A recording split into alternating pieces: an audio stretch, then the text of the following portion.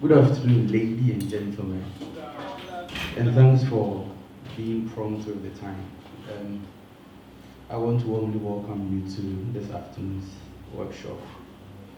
Um, Essentially, it's going to be practical. We are going to talk about how we can sustain ourselves as musicians beyond the making the music, beyond the performing the music, beyond making people happy when they hear us. How do we, for instance, use this as a basis for a career? How do we take ourselves? The most important thing, how do we find ourselves relevant for a longer period of time? This afternoon, we are going to have some special guests. He's on his way. I think two more. Johnson is around, so he'll be sitting down very soon. And then Madam Grace Techidonko. Essentially, what they are going to do is share their experience. As much as possible, we are going to make it, a question and answer, so that we can all learn together. We can learn from mistakes. For instance, share stories about what I've learned from teaching university music students, handling ensembles, and most importantly, working with my friends in the compound band.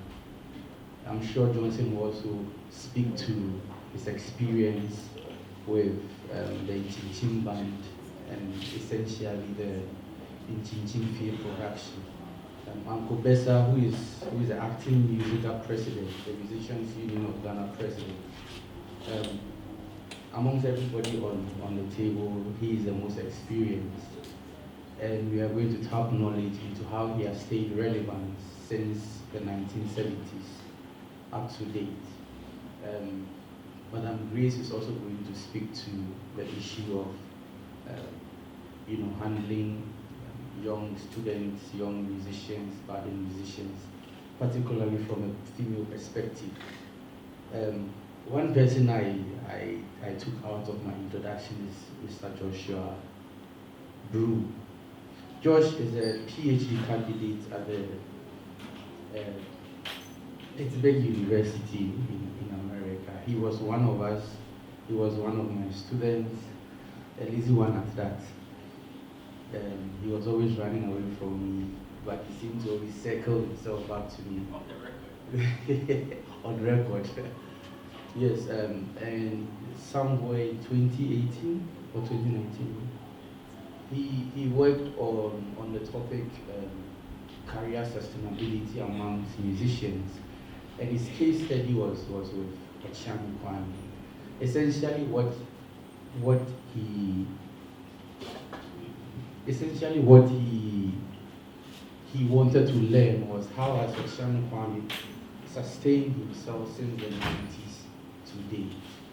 And over a period of a year, he was able to produce a monograph which passed for his master's degree, on which he has built now, and he's pursuing his PhD. But what is unique about his research was that there were certain findings he made, and out of those findings he made certain recommendations. So today I think he's going to share some of the recommendations with us, and we are all going to have the opportunity as young musicians as we are to learn from his research, to learn from the speakers, and I'll be dropping in here and there. So without wasting much time, I want to invite Mr. Johnson to the specially prepared table. Josh just stepped out. He's bringing Uncle Mr. Simons. Madam Grace will be a little bit late, but hopefully she joins us before we are done.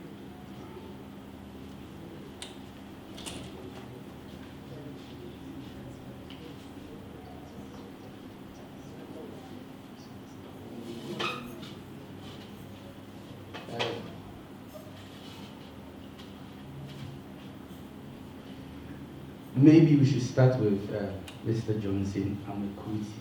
So he's going to tell us briefly about his his life. And when we say his life, we're talking about his music life and everything about Inchin. Just to give us the context within which he is working. And I should also point out that we have a seasoned sound engineers here in the presence of Mr. Kofi Kudonu, Samuel and there's Owusu Poku. We all know him as Ronaldo. And Buka just walked in. Wow. Yeah, so I think we are going to have a wonderful time sharing that experience. So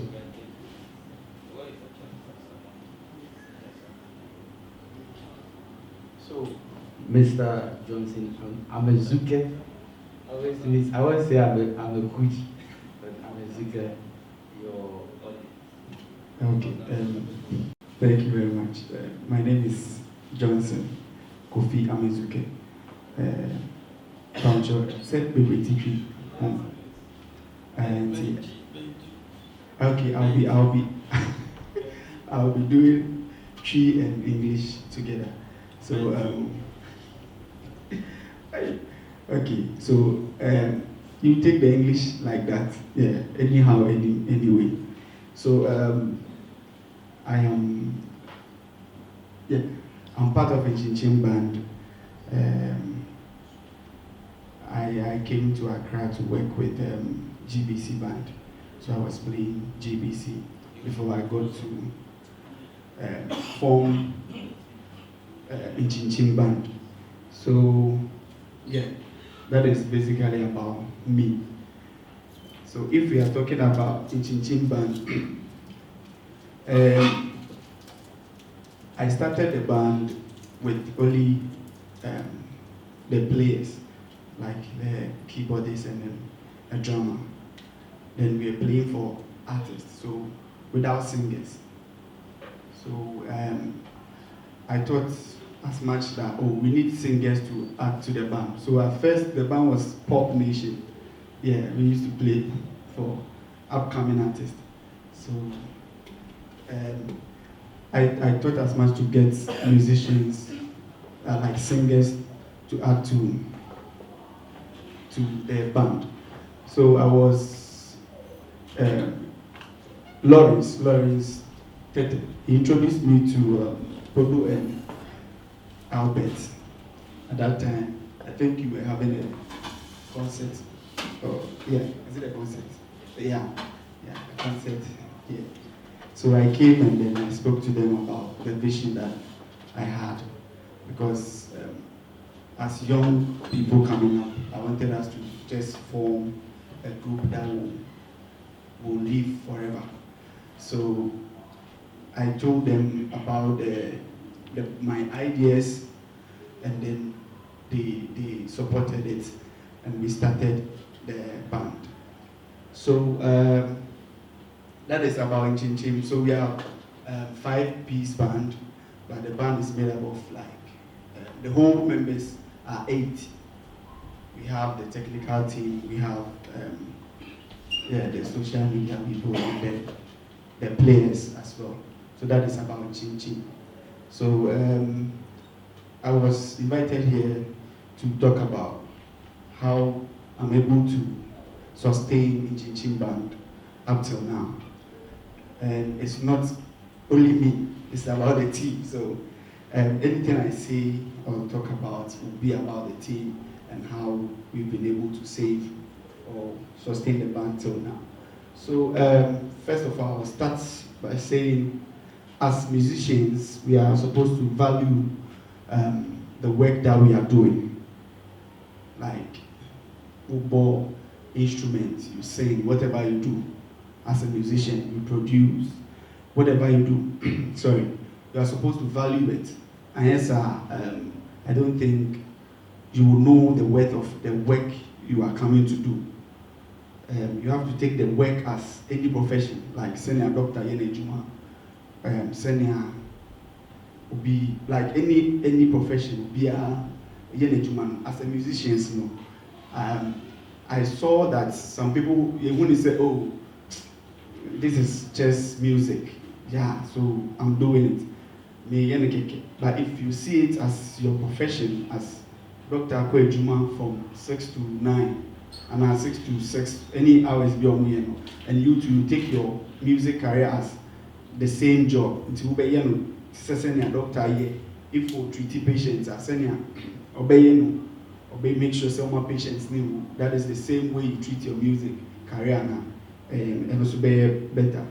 And then your vision as a musician, like Upe said, me who have mentioned, but a vision as a musician, we are so many, like but what you want to do as a musician, like your vision, and as concerning to connected to Inchin Band as a leader, you don't have to be a selfish leader in whatever you are creating.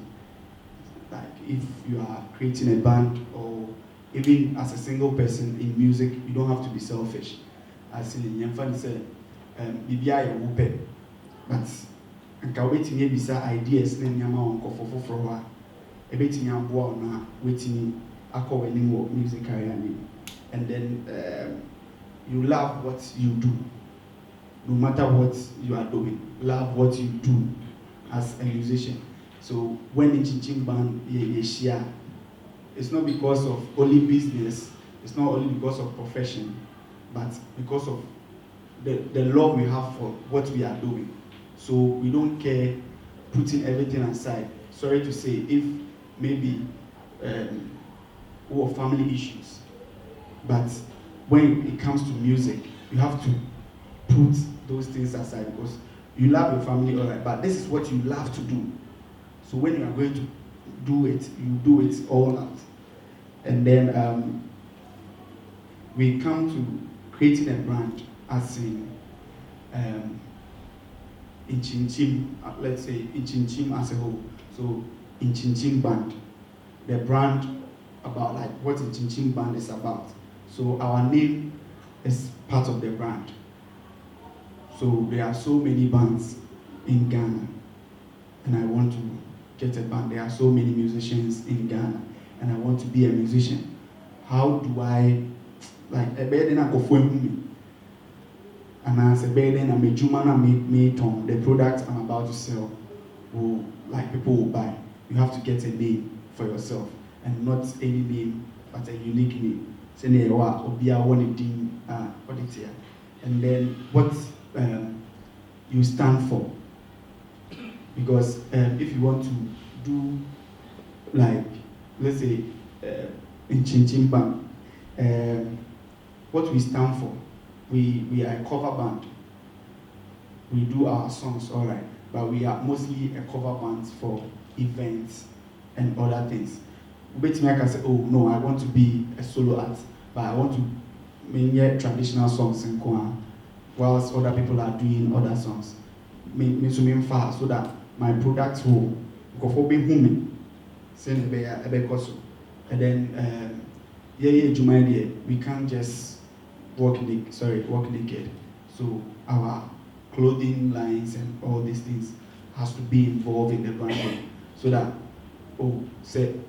if Obi say we share recording, so these people are almost just anti.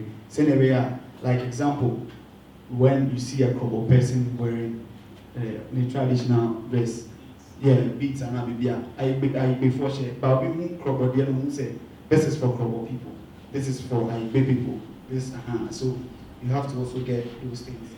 And then coming to my point number 2. First one was the creating a brand. So the second one is the teamwork. As in, if you are a band or a group, how like in Chinchin Band is managing right now. So it's like joining a team. If we're a musician and you feel like, oh, I want to be part of a team, like a team, so that you join a team. Teamwork in here, because but so before you can share ideas together. So teamwork is the best thing. So you join a team, and when you join a team, we decide together as a team whatever we are doing. they decided to get that. So if we get a gig right now as a Chinchin band, we just, oh, Charlie, we have a gig. The person say this and that. Should we play or not? Oh, I'm not feeling fine. I can't play. Okay, then let's find another person to play that gig. Chinchin band is not going. As teamwork, we decide together on everything that we do. And then we because we understand what we are doing together, the vision that we have, we live the vision. So we know that today we are supposed to record maybe our song, because we've discussed that tomorrow or today we record the song maybe at 4 p.m. When it's time, nobody calls you. Relating to because you love your work. Previously, as I said, nobody calls you, and I think that's also helps to sustain, like has helped to sustain our business. And then, as I said, the third point will be your product. The product we are selling. Now, we know what product we want to sell. We want to sell a cover band in Ghana. So we are a cover band, although we have our songs. So that is our product. How do we sell the product to people? Now, the kind of songs we do only Ghanaian songs, or do we do other songs? Yeah. So you find yourself in like the kind of songs you want to do, the kind of music you want to do, and then how do you want to sound? And the team could be like, like 10-piece band, but we chose, we want to be a 5-piece band that sound at least like a 5-piece band. So when you are taking the team, you don't expect 12-piece band, you expect 5-piece band. So that is another point. And then you create your audience. Since you are selling a product, let's say I'm selling a pineapple. Some people don't eat pineapple. So you get particular people that eat pineapple, that you give them pineapple. So my product as a musician, the kind of songs I do, and you'll be an it's not compulsion. So the kind of songs I do, I gather them, I know the audience that I have. So I know that if I'm doing an event or I'm having a show, at least I have my audience, the people that would like to listen to me. So you create your audience from there, then make, just as a musician, we can make our music enjoyable. Not Ghana, they do like us enjoyable, not say yes sir, but not only say yes sir, but to make the music enjoyable, so that product the person won't buy the product and then just say, oh, like I didn't go in for this musicians and maybe sir. Then my fourth point, so connecting with the right people. That has also kept Chinchin going. Who say the right people? Who is the right people and who are the wrong people? So the right people are our fellow musicians. So we meet maybe doctor, and then we say, oh, doctor, we are a music band, or we came to play at Legon, we met doctor, so we are a music band, and then this is what we do. Okay, so now doctor knows us. Any event that comes a fire time, doctor would like to give it to us, and then or introduce us to the people that are having the event, and then your fellow bands. If you're a band, your fellow band as well, and then the people who organize the events, like events in Ghana or anywhere, So you go to this event, you meet these people who organize the event. You just walk to them. They are not musicians. We try to, I'm quite a guy. But if you want to sustain your business there, we do it together. And your events will help you get more gigs or more events to do, so that you get to where you are going. Like you're a music producer, I will say, wish a day. You will not even talk to any artist or anybody. Then wish a day, nobody knows you. So you connect to the musicians now so that they can also introduce you to another people. And then businessmen, like big men, between that's what we do. So you a boy a gig we are, then when we see you just introduce ourselves, we talk about us small. It's not like by force you have to help us. This is what we do. So if you get any event and then you want us to play, then we come and play. Then the last one is making progress in whatever you've planned for. Yeah. If this year you plan to maybe do 5 songs in this year, at least you should make a progress by doing that. So when at least 3, you make progress in whatever you are doing. And then you try to give back to the society, like as a musician. For example, you can try to organize your own concerts that the society will enjoy you more, and the more they enjoy you, the more they patronize you. And then if you are not able to organize your own show, you can try to train some people around you.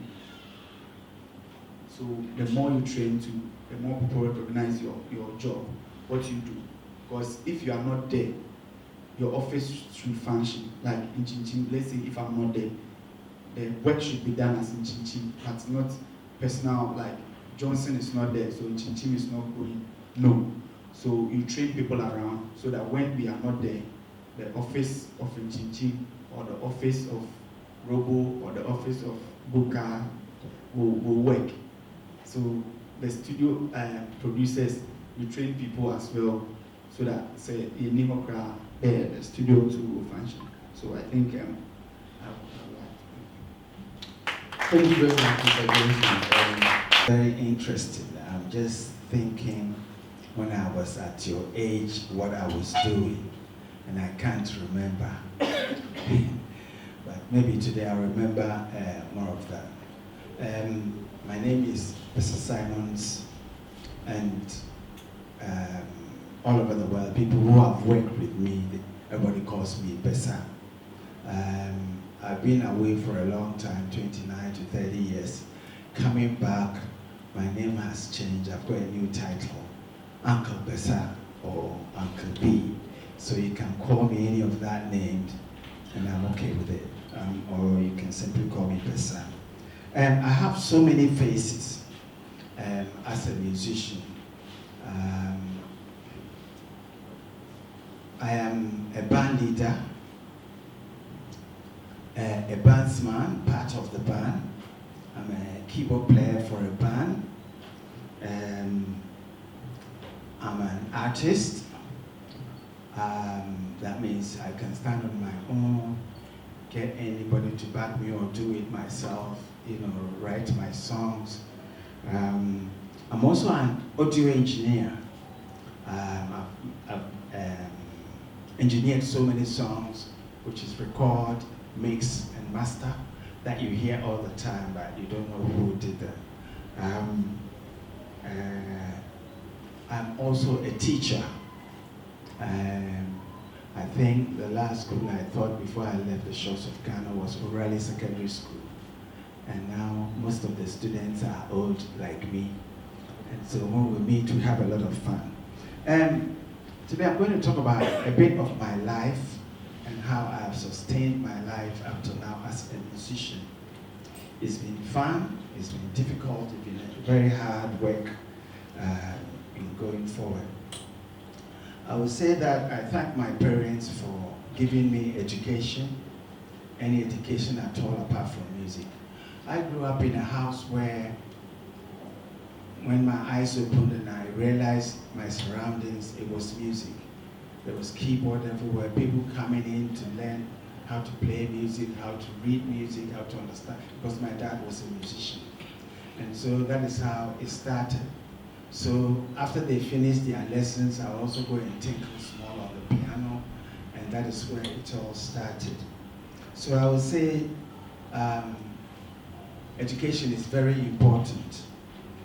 After my secondary school, I went and played with so many bands in Ghana until, I went back home one day and my dad said, at least go and study music at Winneba, and then when you finish, you can do whatever you like. And you cannot say no to your dad. So I did that. So after Winneba, that was called the National Academy of Music then.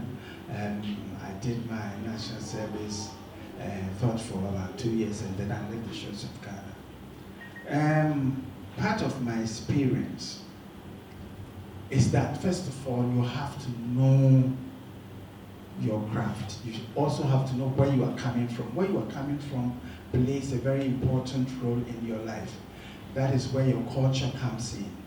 If you don't know anything about your culture, and your culture is based on somebody, because of your upbringing, you lose some authentic things in you. Because you go everywhere and you see that you are playing like somebody, but because this person comes from this place, is playing differently from you, and you find yourself trying to copy him, so you don't have that unique personality that people want to see and do business with you.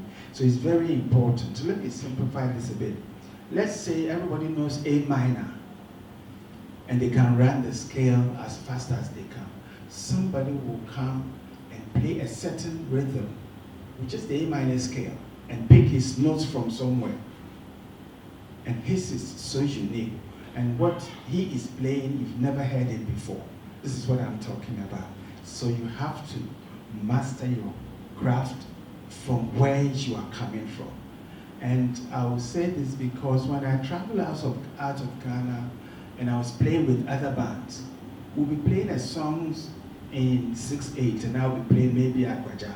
And these great musicians are baffled, and they will call you every day for a session or for a gig or anything. So that is very, very important.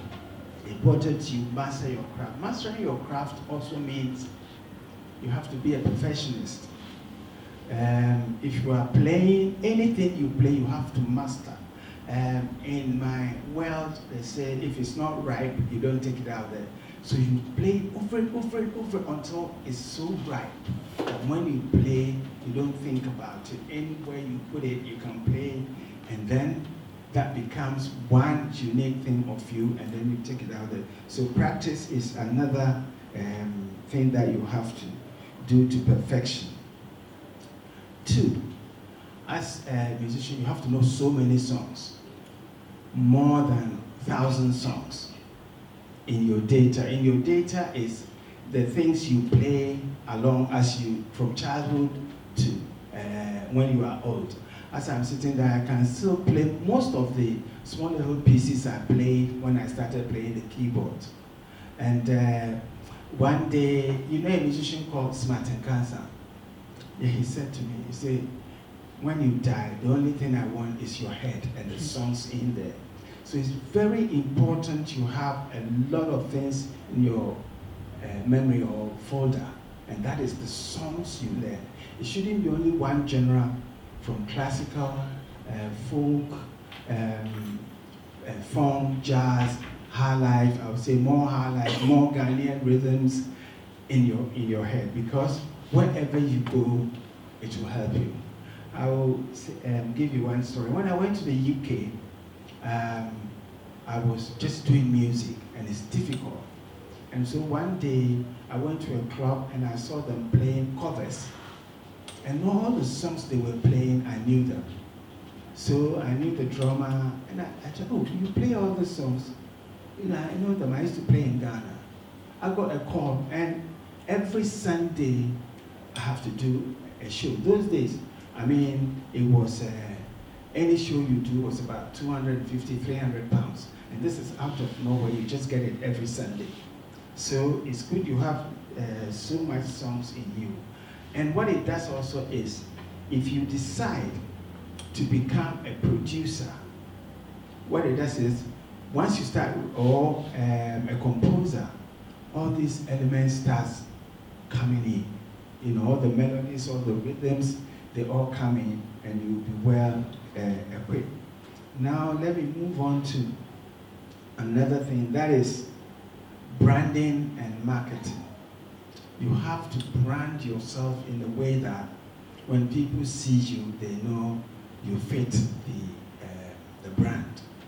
And then, you know, if you want to dress very simple, you make it a brand. And that simplicity will have to make a statement. And it's all up to every individual to have a brand. Now, you also have to know about the music business. The music business is not only writing a song or anything. You have to know about royalties. You have to know about copyright. And you have to know about how to get your money channeled to you. Because there are so many people out there taking other people's monies. So you have to understand. So once you write a song, you have to copyright it. And we have a copyright office here. Every country have theirs. So you copyright the song and the song becomes yours. In case someone takes it, you can go and prove that this is my song. I have the copyright to it. And then when it comes to royalties, that means anybody who uses your song or your product, having a recording or a song or that belongs to you is like building a house. Anybody who lives in it must pay a rent, apart from your kids and relatives, or people you say they can live there free. So you have to make money out of things that you write, you compose, you record, and then put out there. You have to know how you can make sure that it comes to you, and that is called royalties. In Ghana, we have Gamro. And what Gamro does is you assign your rights to them. So wherever they play your music, they have to collect your monies for you. Although the structures here are not solid, but if you go outside Ghana, once you are a member of PRS, wherever they play your music, your money will be sent to you, which account you are assigned to. And that is how musicians make money. And it comes not in big money. Let's say you can get $1,000 from America, you can get 500 euros from Germany, you can get 2,000 pounds from, and every 3 months, these monies come to you. And when you put them together, you will see that within 3 months, you get about $20,000 or $25,000. And this is how it works. If you don't understand it, then the passion will take over. When your passion takes over, it's like when I started playing music. Because this is the first time a band in Cape Coast had an organ, and they wanted me to play. Charlie, when I go there, I don't care about money. I will play this organ now, even when they close, I'm still playing. And I don't get a penny out of it. But later on, when I got to know the business, I know that this is how you have to do it. And once you do it, you see that slowly the value of music is coming into play. Apart from that, these days there are also so many ways you can make money from streaming. And the trend has changed. We don't sell CDs, we don't sell records anymore. It's all digital. So on that side, I would like all of you to try and just Google when you are free, Ditto Music. And they will give you a whole lot of ideas, DITTO, Ditto Music. They will give you so many ideas how the modern trends work, how you can make money from music. Also, making money from music doesn't mean only recording. As students, some of you can write music, so you can transcribe other music. There's so many music going that they need, you know, the dot thing. They need quavers and crotchets to, you know, put it down there for people who can play also to just sight read. And most of the songs I've learned was from books that I bought, you know, books by John Paul James, so many musicians, you know, Herbie Hancock, You know, I buy all these books, but because I can sight read small, I learn from it. And so it gives you different dimension. But it doesn't mean you should write like that. As a bandsman and a band leader, when I left Cape Coast and came to Accra, I've played with so many bands. I've played with so many musicians. You name it, from Kake, Kuru, CK Man, Pat Thomas, Bob Taylor. I've worked with all these people. And you will see that doing this comes to play when I start producing. So it shows so many angles. But as a band leader, when I moved to Accra, my auntie Gloria, may her soul rest in peace, she had an instrument. She had a band called 1-2-Azuri.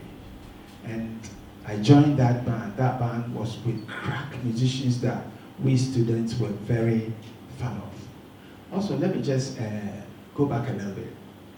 Those days, I went to Agri Memorial. So I'm an Amosa somebody. And we had a school band. Every school had a school band. But we had school bands and we had school bands. You know, some of the musicians in my school band are Michael Park, Kwesi Kwesin, Thomas Datson, Kojo Datson. And it was a solid band because everybody knew their music. And that is where you start getting to know how teamwork is very important, because if your bass player is no good, you help him to become good so that your band will be good. And so, fast forward, I came to Tema, joined a band, my auntie's band called 1-2-Azuri. It was one of the biggest bands that ever came to Ghana.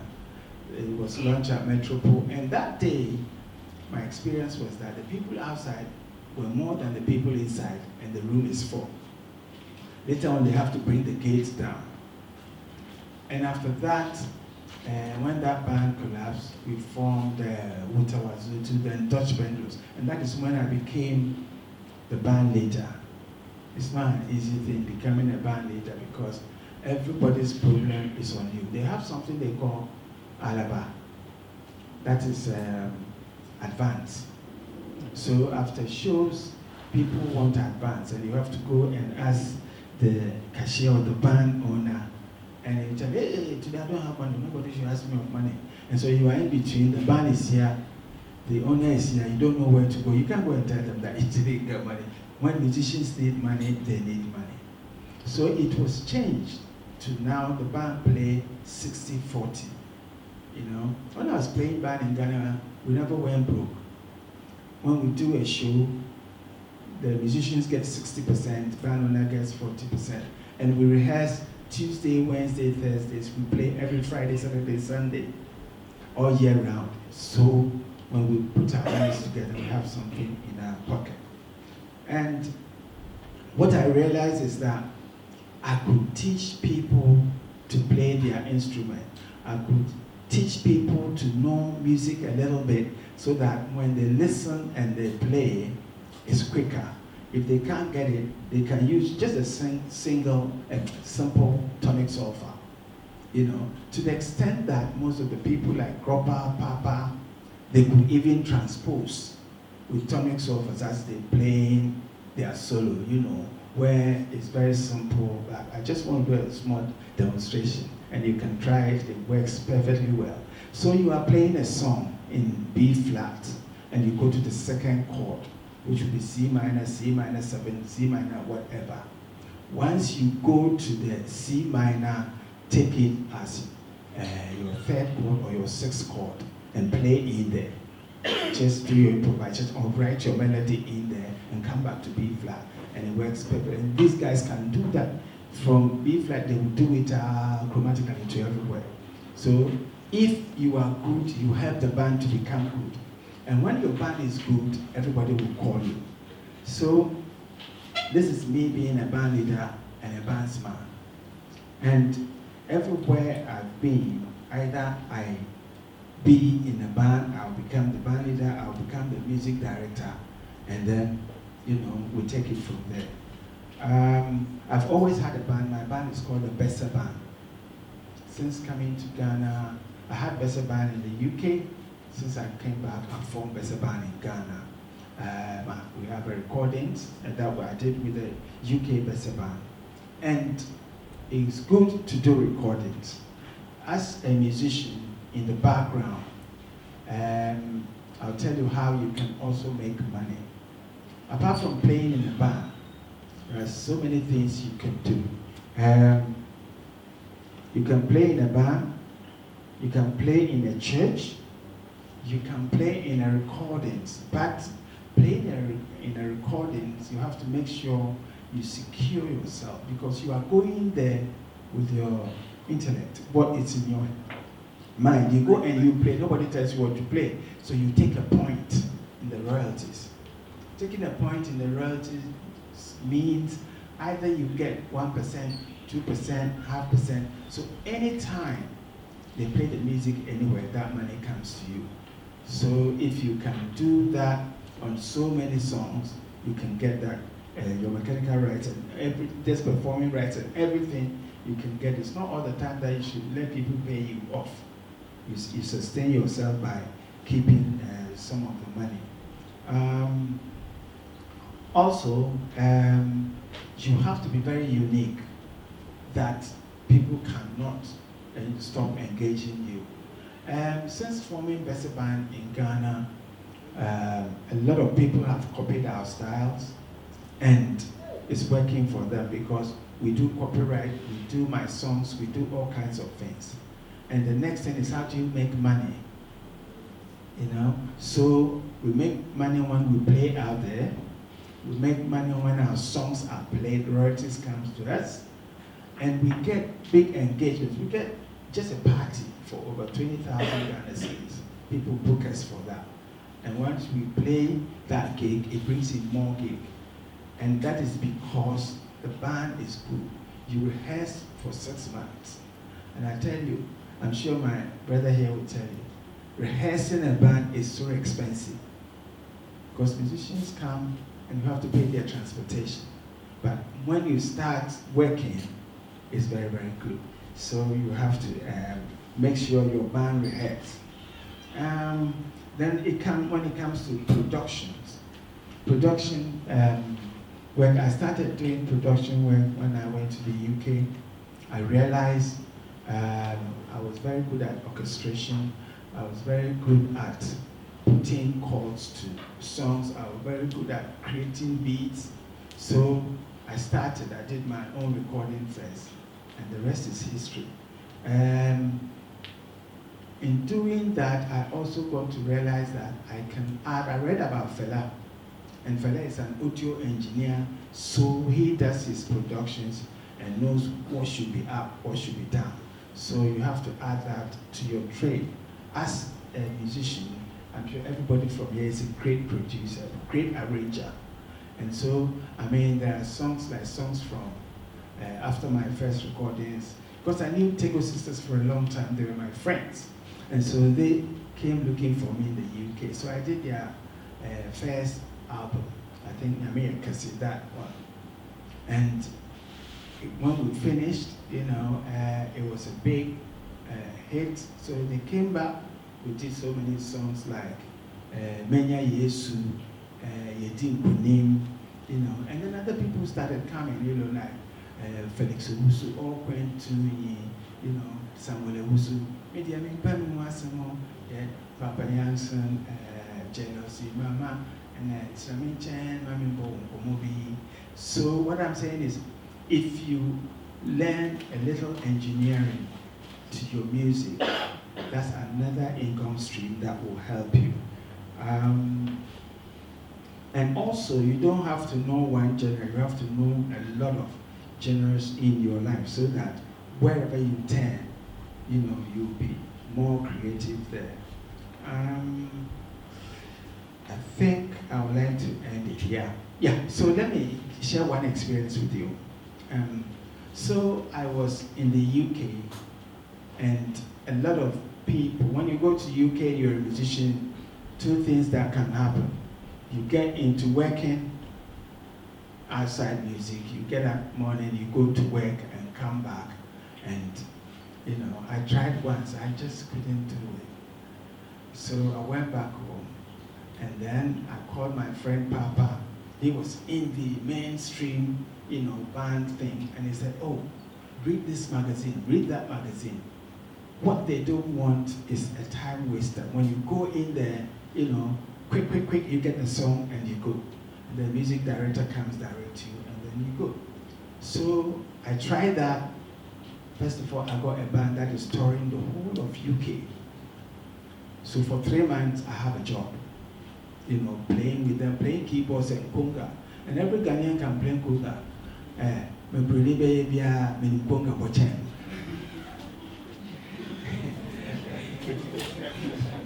And so are you.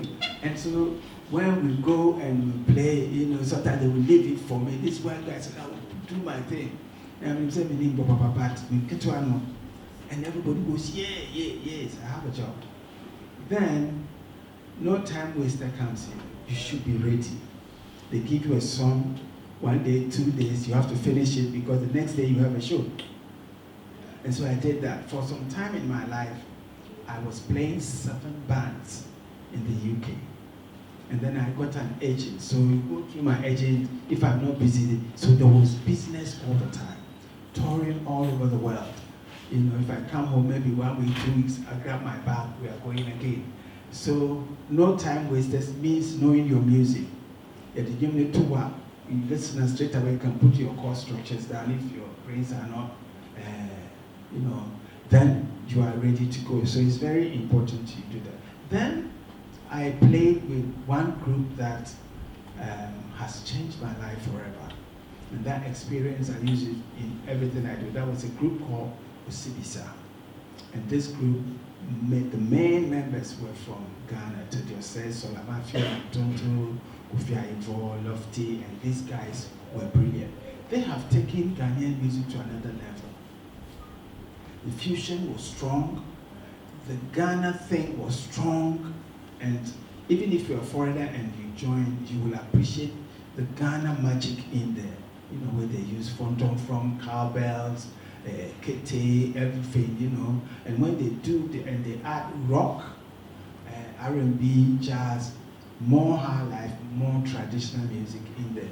And it worked. And we have toured all over the world more than 6 times, you know. And wherever they go, people adore them. They have some of the greatest recordings that we hear. When you hear, "We are going," is them. "Welcome home," you know, "Fire will burn you." And these songs are well known all over the world. And because they came in at a time when black people were, you know, coming out of their shells, they belong to all the black people. When you go to America, you see all the blacks will come. Because this is our power. That, you know, they were competing, these black guys from Africa were competing with the top musicians. You know, we go to places, you see Earth, Wind and Fire coming to visit them at the hotel and all kind of things. So it goes also to show you that we have something unique here. And the power of Osibisa, apart from their percussion breaks, is their horn power.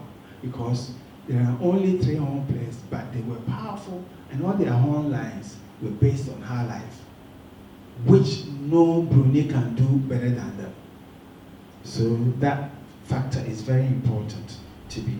Okay, I think I will leave it. Or I should say something about music. Yes, something.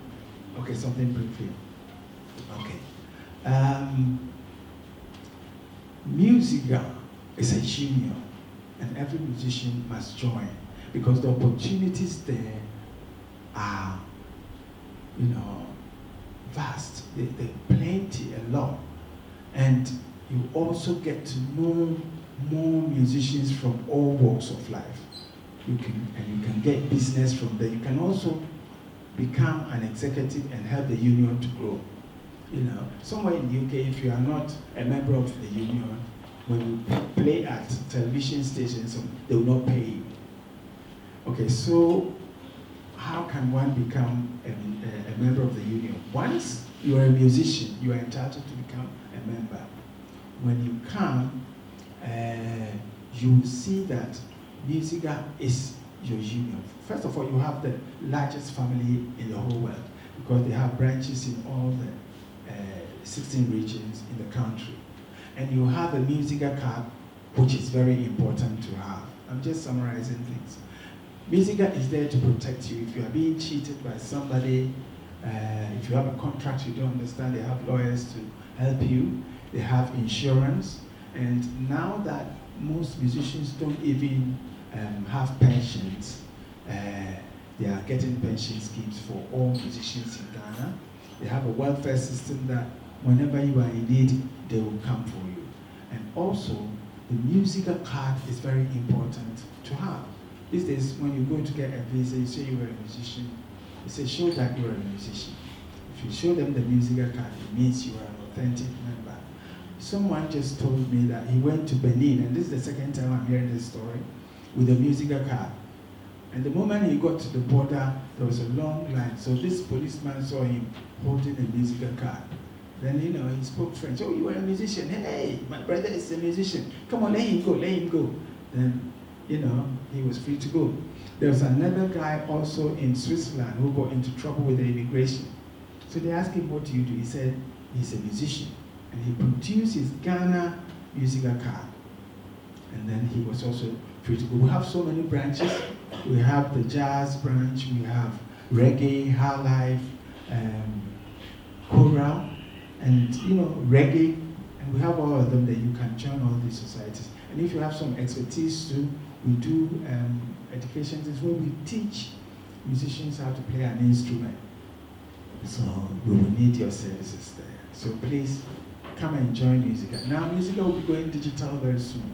So you can fill your forms, do everything on your phone, Android phone, you become a member. Once you become a member, when we go digital, is that you will be communicating with about 175 countries, Musicians Union there. You see what they do, you can sell your music on it. We will have a band that will support our programs and so forth and so on. Thank you. So ladies and gentlemen, Mr. Joshua. Thank you very much. Thank you all for coming this afternoon. So before I start, I'm going to try and connect some of the things Uncle Bessa said and Johnson said and relate it to music career and sustainability. So the first thing Uncle Bessa said was about the parents. And to make it localized, bring it home, I'll use myself as an example. So when I started, I didn't get that kind of opportunity where your family is in support of you being in music. So I know some of you might have that kind of resistance from family where, oh, music, you're the creating. So I came from a family where there was serious resistance. Your senior brothers are doing something else. So that is what dragged my my tendency to understand what is creating that kind of problem, why parents don't want their children to do music. So my master's thesis was on music career sustainability, and you realize that it's part of societal gaze, how we see musicians. And some of these things are still there. I know some of you are dancers, some of you are not necessarily musicians, but artists. And this is based on how we approach our craft, how we approach our profession. And Johnson spoke about some of these things. How we see ourselves as musicians, our time, how we deal with time, how we pay attention to details, and all those things. So, directing that to my research on music career sustainability, most of the things that Uncle Bessa has mentioned and Johnson has mentioned are the findings I got, like diversification. You know, when it comes to the university and doing research, it's using bureaucracy to just qualify the things that are being done on the ground. Diversification. Uncle Bessa mentioned so many things about transcribing music. Some of us are here doing orchestration, and we think that orchestration has to do with just orchestrating for an orchestra. But we play in bands, and bands, you have so many different musical instruments. You can apply the same transcription or orchestration, to these bands. How do you arrange for these different bands to play together? Songwriting. These are some of the things that some of us think, oh, maybe I don't have a good voice, so I can't sing. But you can write music for other people to sing for you. We have, until recently, this musician, Akabwa, he was writing music for people. So my point is the diversification part of my findings from my research has got to do with identifying other things that are embedded in the music. We have Sir Steve going into organology, instrumentation. This is something we have been not paying much attention to, but there are so many ways of making a living as a musician. And my case study of Jami Kwame revealed this to me. He doesn't just make the music, he's thinking about how he's going to establish another business, because he has already accomplished the social status, everybody knows him. How do I will connect this popularity to my music career? And an essential part of this workshop is to connect the industry with the university. We found Uncle Mesa here who has been to school. We have Dr. Sunu here. We have Johnson who is in the industry. So idea is to let both students and those in the industry to understand that we are not so much apart. Uncle Mesa is mentioning minor chords, all those technical things. And you can see that, yes, he's been to school. And education doesn't necessarily mean formal education, going to sit in the class to be taught that, okay, this is the stave, no. It is beyond that. He mentioned reading magazines, reading, learning about mechanical royalty. How do I learn? Most of the time when we hear about learning, it's like, oh, we were University. No, it's beyond that. And also, as Madam Grace will talk, the things we learn in the school are the same thing that are happening in the industry. It is not different. It's just being polished and formalized. So as part of my findings, one thing I realized was Ochame Kwame's ability to connect both formal education and informal education. So it doesn't necessarily mean you being in the classroom. When you have the chance to go to school, yes, you have to go for it. My case study, Ochame Kwame went to Tech to study Akan. And we all know he's a good writer, he writes in tree. So when there is an opportunity to get education, learn, there is the need for us to also push for it. And the other thing has got to do with interconnectedness, and that has got to do with the connections you make. Johnson mentioned after gigs, trying to talk with other people. That is how you get out there. This platform, this workshop is a fantastic opportunity to connect it, whoever is here. And some of the things that have been mentioned, some of us are thinking, oh, we're meaning that. But the challenge of being a musician in Ghana is no news. Every day people are complaining. So it's we paying attention to some of these things that are being mentioned repeatedly and seeing that, okay, if I want to be a musician, it's me paying that specific detail to everything I'm doing. And that has also got to do with music. Yes, you will hear people complain about music, but it has got to do with the interconnectedness. When you are in music, you get connected to people, you get to know people, you get to learn. And also the idea that not everybody is doing it. So somebody will say, oh, we are Nyamboami, but what is the difference you are making? So if somebody is telling you music didn't work for me, do you think your situation is going to be similar to his? And the other thing about one finding from my research has got to do with brand. I mean, we hear brand. Should I ask anybody to talk about brand? We'll be the man with definition. But again, going back to the education, what do I know about branding? Is it just about what I wear? Is it just about the colors I choose? This is about logo. The business aspect of the craft is very, very important. And again, to reading, it's not just about being the best musician, being the best singer, being the best actor. It goes way beyond it. Being able to combine the commerce with the creative aspect is very, very important. So the last thing I want to say has got to do with, again, coming back to the university and the industry. There are so many things we can do, we can partner and do. Johnson wasn't a University of Ghana music student. He came to the department, found people and connected with them. The same way we students can also look out for some of these avenues, these industry people, and connect with. I came to the University of Ghana music department knowing nothing. I didn't know Do, Eric will tell you, I didn't know C code. But right after school, I realized that these things that I'm learning are the same things that these people are doing. And again, it's a connectedness, trying to connect. You have to connect to people. I was chasing Robo every now and then. I want to learn. So we are paying school fees, so we have to make do with our school fees. And Madam Grace is going to talk much about it, how whatever we are learning in school is very, very important in the industry as well. Thank you. Okay, thank you, Lisa. Good afternoon. My name is Grace. I'm an assistant lecturer here for those of you that don't know me at the Department of Music, and also a PhD student. PhD candidate, sorry, my third year. Right, so the experience I want to share is basically in relation to the courses that I have been teaching in the department for the last maybe 5 years or so, specifically contemporary music in Ghana and traditional music in Ghana. But also, given that coming from academia, I would want to take us a little bit far back into a bit of history in relation to the topic for why we are here this afternoon on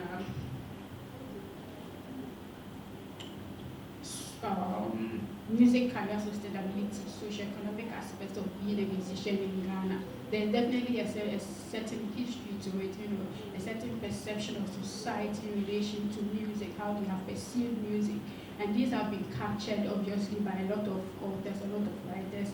Rosa Collins on the popular music side has talked a lot about the perception of a society of musicians and how it affects their trade. And here I would play the gender game a little bit and tilt it towards women. Because obviously there are a lot more women here as part of the panel that perhaps would be expected. And this will really affect women because you, as a woman, you couldn't really, access these spaces freely. You couldn't be part of it without being questioned. Why are you here? You should be somewhere else. You should be in the home. You should be, cooking or whatever. So all of these things would affect musicians, but most importantly, women's ability to access these spaces. Just a little bit of background. And I guess that even though there were these challenges, obviously people found ways of learning. The church was an avenue to learn. Those who learned the informal way, all of that have brought us to where we are now. And so I will situate it within the context of the class, and some of the students here can relate to that. And so over the years, perhaps it has not been intentional towards making these courses into something that students can necessarily benefit from in terms of doing something out of it, but it's sort of implied. And so I will use Irama here as an example. I've taught traditional music in Ghana where I try to incorporate the practicalities of playing an instrument, because I also feel like as far as the examples that have been given here, they are mostly focused on the so-called popular, maybe the Western instruments.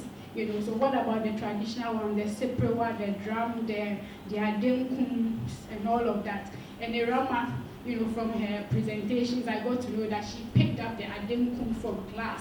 I had introduced it to them in class from playing. She picked it up. She incorporated it into a performance. She's already a singer, she performs, but she saw an opportunity because this is something that is not common. It is not even there. As far as the popular vein music making and performance is concerned, and she being a popular performer, she tried to incorporate it into her performance, bringing sort of diversity to it. And I was very happy when I got to know about that. And then I would come back to the contemporary music class I am teaching this semester. There are a lot of students in there. Some of them come, they're already performing or they play an instrument or whatever. And so sometimes their attitude, their approach to what you are teaching them, to what they could possibly learn is sometimes very disheartening. And you have to take time to talk to them, to make them see that they can potentially learn more from these experiences, much as what they are bringing from elsewhere. Because being in the university, being within this academic discourse community, as my LSS lecturer would say, offers a lot of opportunities. The opportunity to meet a lot more people than you would wherever you might be coming from. And so I would urge them to, to unlearn and then relearn, as they would tell us in our PhD classes, Professor Miedu, you say, you have to unlearn whatever you know and be ready to learn. Because they were doing some presentations and on organizing, music festivals, music events, and all of that.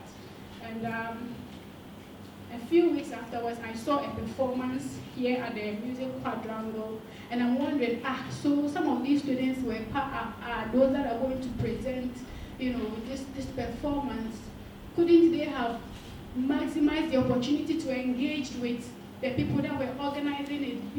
Because they were performers, to get to know more about it and incorporate it into, what they were supposed to present in class.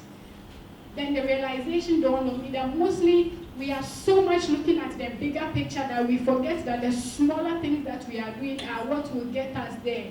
And it is a gradual process. Lord, make I blow, that I feel they're able to show.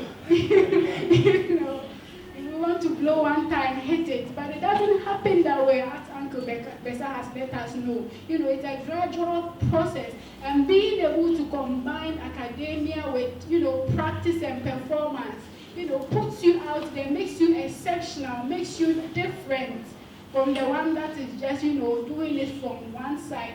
So that is one thing I would say about that, being consciously aware of what you are doing and being able to link it to what you are practicing as performers. We may not even be performers, and here I will use another example. There's a student now, she completed a national service, she conceptualized the idea of women in instrumental music, and then she brought a lot of the ladies in the department who played the trombone, who played the trumpet, who played the clarinet, who played the piano, and then they gave a performance where people went to watch, and I had never seen something like that. So when she told me about the idea, I was like, wow, this is really interesting, this is really nice. And again, it is coming from her inability to join a supposedly men band because they thought she was a woman. So why can't I do it? But previously, she had been initiated into organizing an event. In 2019, my contemporary music class, together with the Legon Palm Wine Band, we organized, I think, the third or fourth Palm Wine Music Festival. And the students were responsible for every aspect of it. There was the seminar aspect, as we are doing now, where we had Professor Collins, Professor Emielu, Martin Cancer, amongst other musicians, to share their experiences with the students. And then there was the festival in the evening. And so afterwards, a lot of students will come to, oh, madam, so this is something that I could possibly do. So it is not just about me maybe being a singer, being an instrument player, but possibly a music organizer. How about that? Conceptualizing an idea, putting a proposal together, getting somebody to sponsor you, starting small. Starting small. You are learning the atenteben, you are in the choral ensemble, as Joshua would say. There are a lot of students who come here knowing zero about music. And I will use Matthew, who is a friend amongst us, as an example, now in South Africa pursuing his master's. He came here, he took up the violin, and now he plays so exceptional. He didn't know nothing about it. So let's take what we get here, what we are taught here, let's take them very seriously. Stephen is here. A lot of students picked up different saxophones and trumpets and others from his class, and Dr. Waku, and now there's the Ataha band. They are performing, they are making money. Sometimes I wonder what else they do, because we are also talking about issues of sustainability. So much as they have to rehearse, much as they need to perform. As younger people trying to ground ourselves as we grow.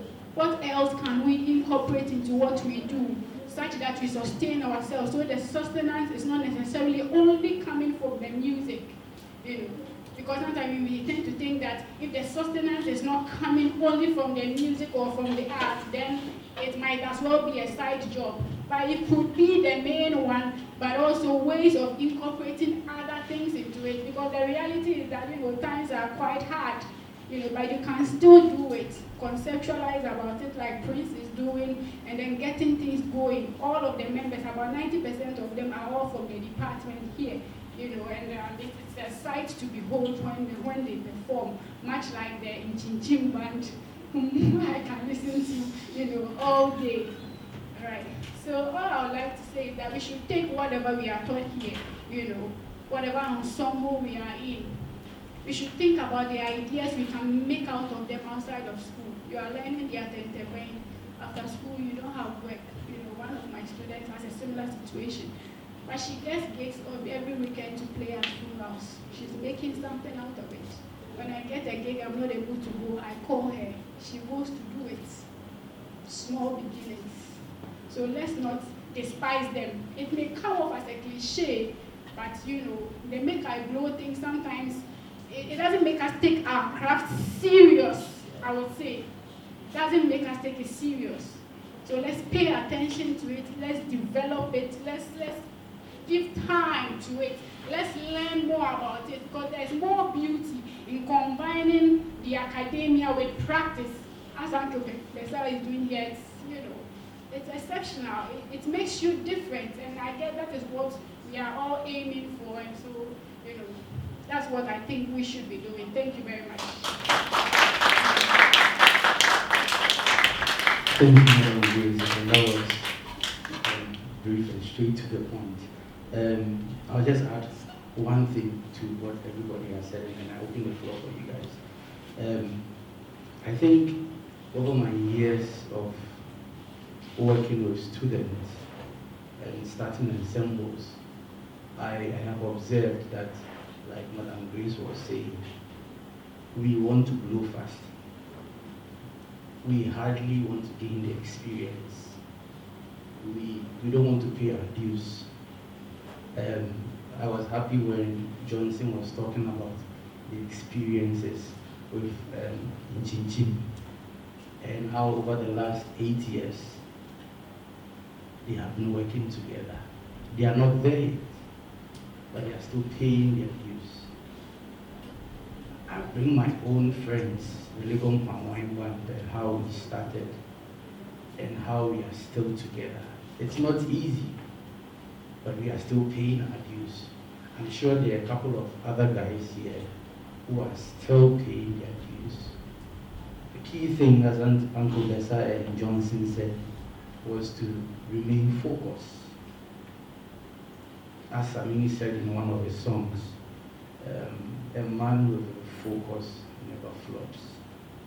Until he hits the Grammys, he's never going to stop. So I think that is what we should hammer on to a lot of our students. That remain focused, stay grounded, and garner all the experiences there is to have. Okay, so this is what is exciting for me. This is where I give you the opportunity to raise topics. If the resource persons here have contributions to make, you could also ask questions of the resource person, or to understand how we could sustain our careers, mostly economic-wise. So I'll take first 5 questions, then we deliberate on it, and then we take the next 5 questions. We have. I am Jay. Thank you very much for this opportunity. I wish you could have gotten copies of the work, at least. But my main question goes straight to Uncle Besa. I understand you are also the GAMRO, you are also an executive member of GAMRO, right? Are you an office holder, portfolio holder in GAMRO? Not now. The challenge I'm having is when we, the young people, see the old musicians dying poor, it's a challenge, because what are the systems? You are talking about sustaining our craft, our career. What is the system? What are the systems that are available so that when after our shows, after our concerts, when we get our monies, and then we retire from, we cannot be performing every day, retire. The system, that is the royalty system that we have in our country, is, to me, sometimes so demeaning. I don't know whether the leadership don't know or is deliberate So if you can help us, what is the system that is available to us, especially when it comes to royalties, so that we can actually know how, if I go to a studio, mechanical royalties, those systems, because someone like me, I've been playing. Until I traveled, I never knew of mechanical royalties. That when you play at the studio, there's something that you can get points from there and get something from it. Most musicians say we've been playing at the studios. We've never heard of any spreadsheet. Yeah, so it's a big challenge. So I don't know. What are the systems and the processes to help some of us who are in academia or whatever, so that when we finish doing our shows, and we can still sustain ourselves? My question is, what are some of the challenges and how do we overcome them to the experienced players? Please, my name is Cyrus Samako. My question is, Uncle Bessa spoke about musica, but his explanation, I didn't really get it into details, because I want to understand what musica is, and you made mention of we getting musica, I think, cards or accreditations and everything. So I want to know what it's actually about and how we can also play our parts in joining these. Yeah. Thank you. Thank you very much, Steve. First of all, one thing, I've been away for a long time, like 30 years. So I know a little bit more about how the music business goes. I lived in Britain for a long time, but I managed to get my royalties with PRS music, a bit better. So coming to Ghana, I realized the structures are not in place. There's a difference between, I'll answer these two questions here, between Gamro and musica. And we have to understand that this is where everywhere I've been around Ghana, people don't understand the difference. The difference is that Gamro is the only licensed union that is permitted to collect your royalties for you. If anybody uses your music anywhere, Gamro has the license to collect it for you, but not you have assigned the rights to them to collect for you. You have to be a member of Gamro. You have to be a member of ASCAP. You have to be a member of PRS for music. And if you're a member, they will collect wherever they use your music for you. Musica, in a nutshell, will protect musicians, will look after musicians. Let's say, for example, if something is happening at Gamro, they don't give you your royalties, we have the power to go to Gamro and make sure you get your royalties. So these two different things. I just spoke briefly because of time. But if you want to know more about musica, I will show you the websites where you can go to understand more about musica. Now, talking about the structures in Ghana, what we haven't done for the past, I would say, 200 years, is that we don't have the simple mechanism that collects royalties for musicians. I remember before I left the shores of Ghana, we had only GBC as the only radio stations, and they were collecting royalties. Every music they play.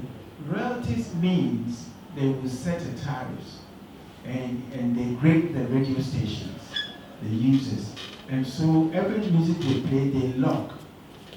And let's say, and this is how we make money.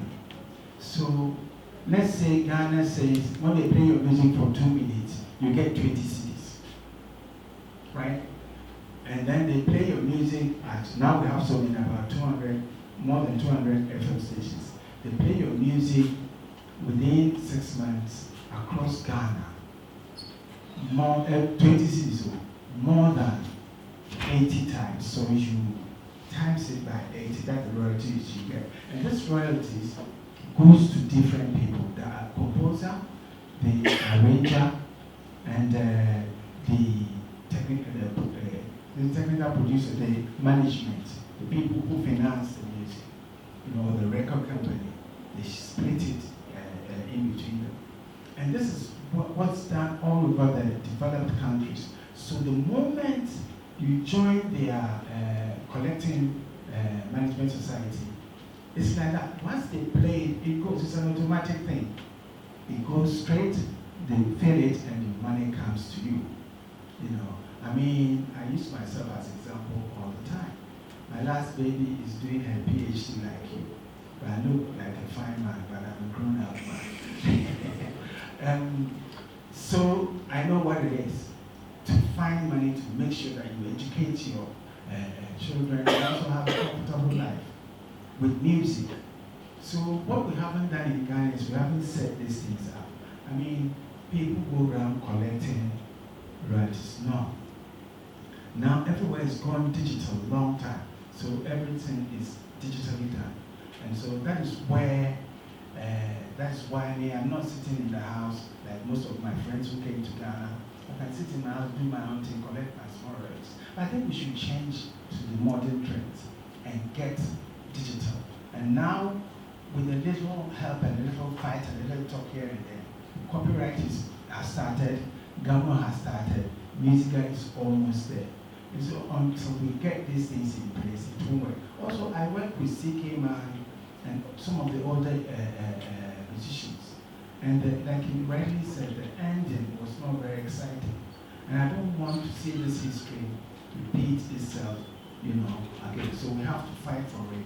But now it's better because now government has been able to even go and collect monies that way they were supposed to go outside Ghana. And that is why you see Shatawale getting 30,000. I won't be surprised their next distribution.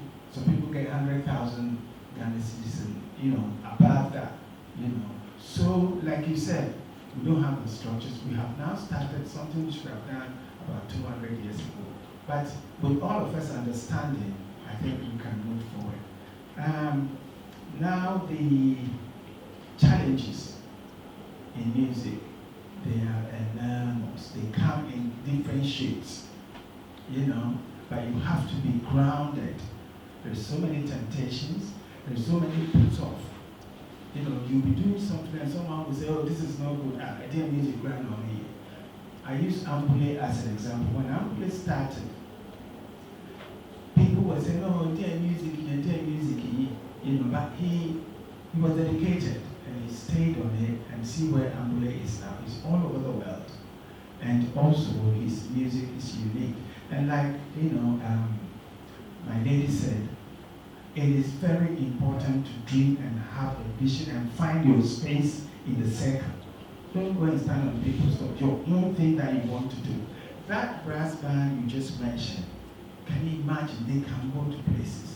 And that is what I do. I mean, just coming back, if you see a band like Lipstick, if you've seen them, they are the people I started them, grooming them, showing them how to play, how to write, and how to play as a group. And any group that I have touched, there's one thing you see, discipline on stage.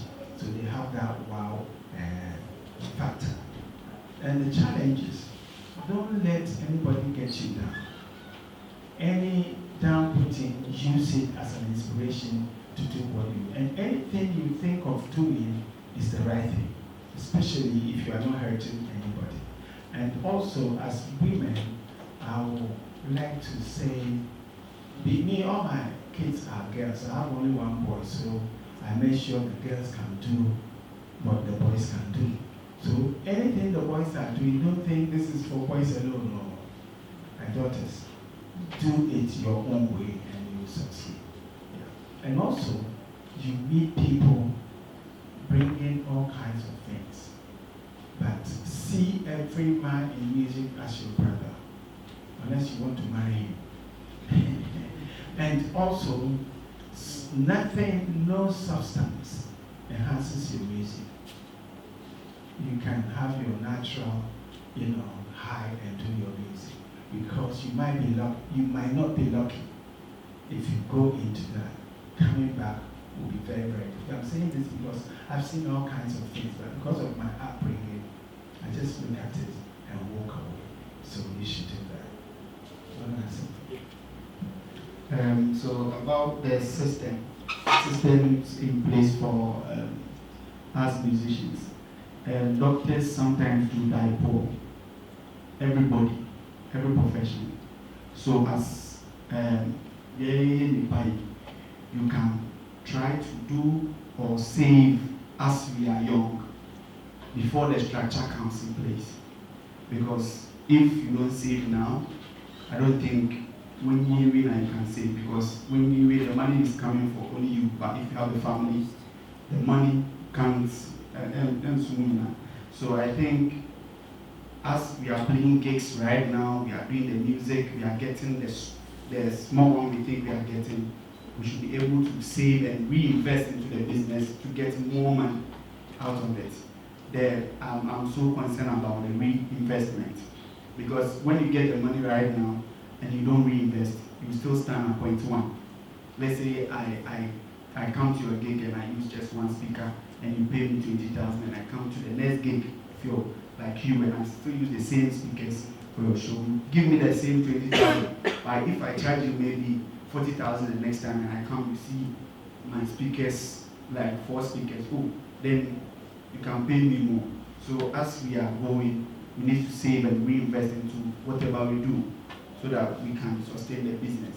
And the structures, as Uncle Besa said, they are working on it, I don't know, but we are hoping. Yeah, we are hoping that they will do one thing. Now we enjoy those things. And then the challenges in like on the floor, it's very difficult here, because especially if you want to do, how do I say it? Like the who American music, like Shana Mawati said, and you want young fancy music that you don't use to dance, especially at time. Nobody will, like people won't buy it. Let's say you want to do conscious music, songs that talks to people, and then nobody is enjoying the music. It's a challenge. You have to join the trend, like send a year corner, then 3 months, and you know, I will. But many songs here, up till now, it's still raining. Until the challenges are there, just that you have to make your stand, know where you are going to, and then you choose your audience. That is what they have some people that will buy you for what like you are giving them. Until do what, create your audience and give them what they want. And I think you get it. Uncle Besa was, I think, responding to the issue of the systems and these things are being set up. And it's quickly occurred to me to ask, who is setting these things up? Or who should set these things?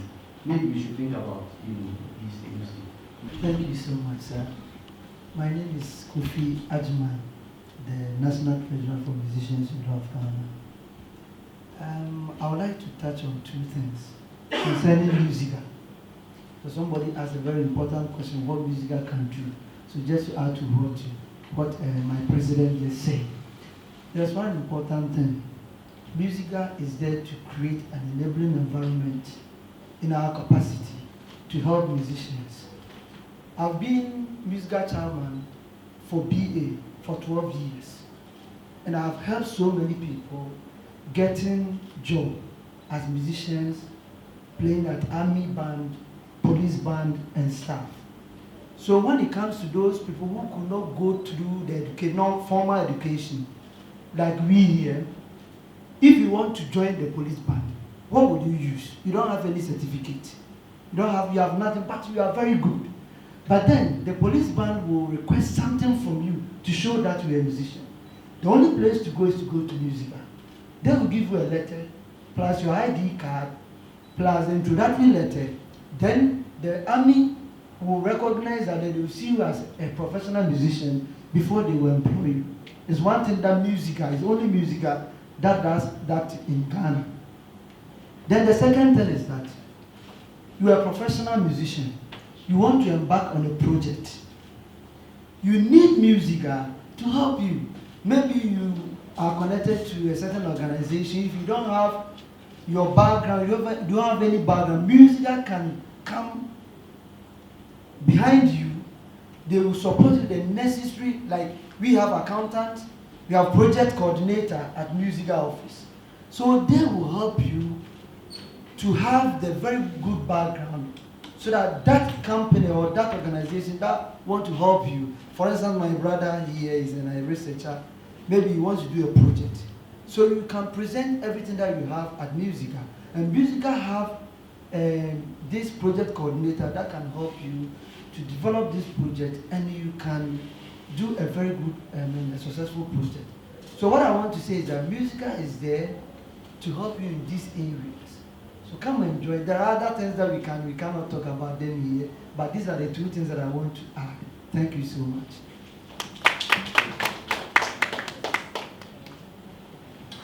Thank you so much. My name is Daniel Gacha, a student from the music department here in University of Ghana. This question I want to ask Mr. George.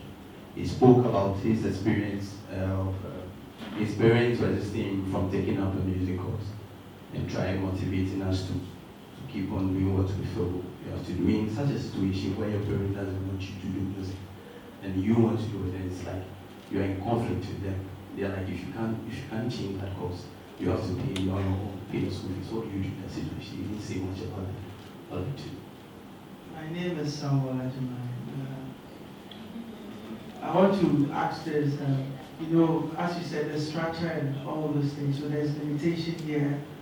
I know people who have rehearsed as a group for a long time, they don't even get events to play. Though they are looking at people who are already in the industry in terms of performance practices, how they dress, they come out as professionals. But yes, they don't have that space. So it's sustaining a career where there's limitation that a Kabli will not allow me to come and play the guitar because that's how he survives. How do you fix that? My name is Gulu. I would like to answer Gacha's question. I came from a family of musicians, but none of them succeeded. So I told my uncle I wanted to become a musician, so I wanted to come to University of Ghana to read music. And he was like, you won't pay my school fees. His music is all I want to do.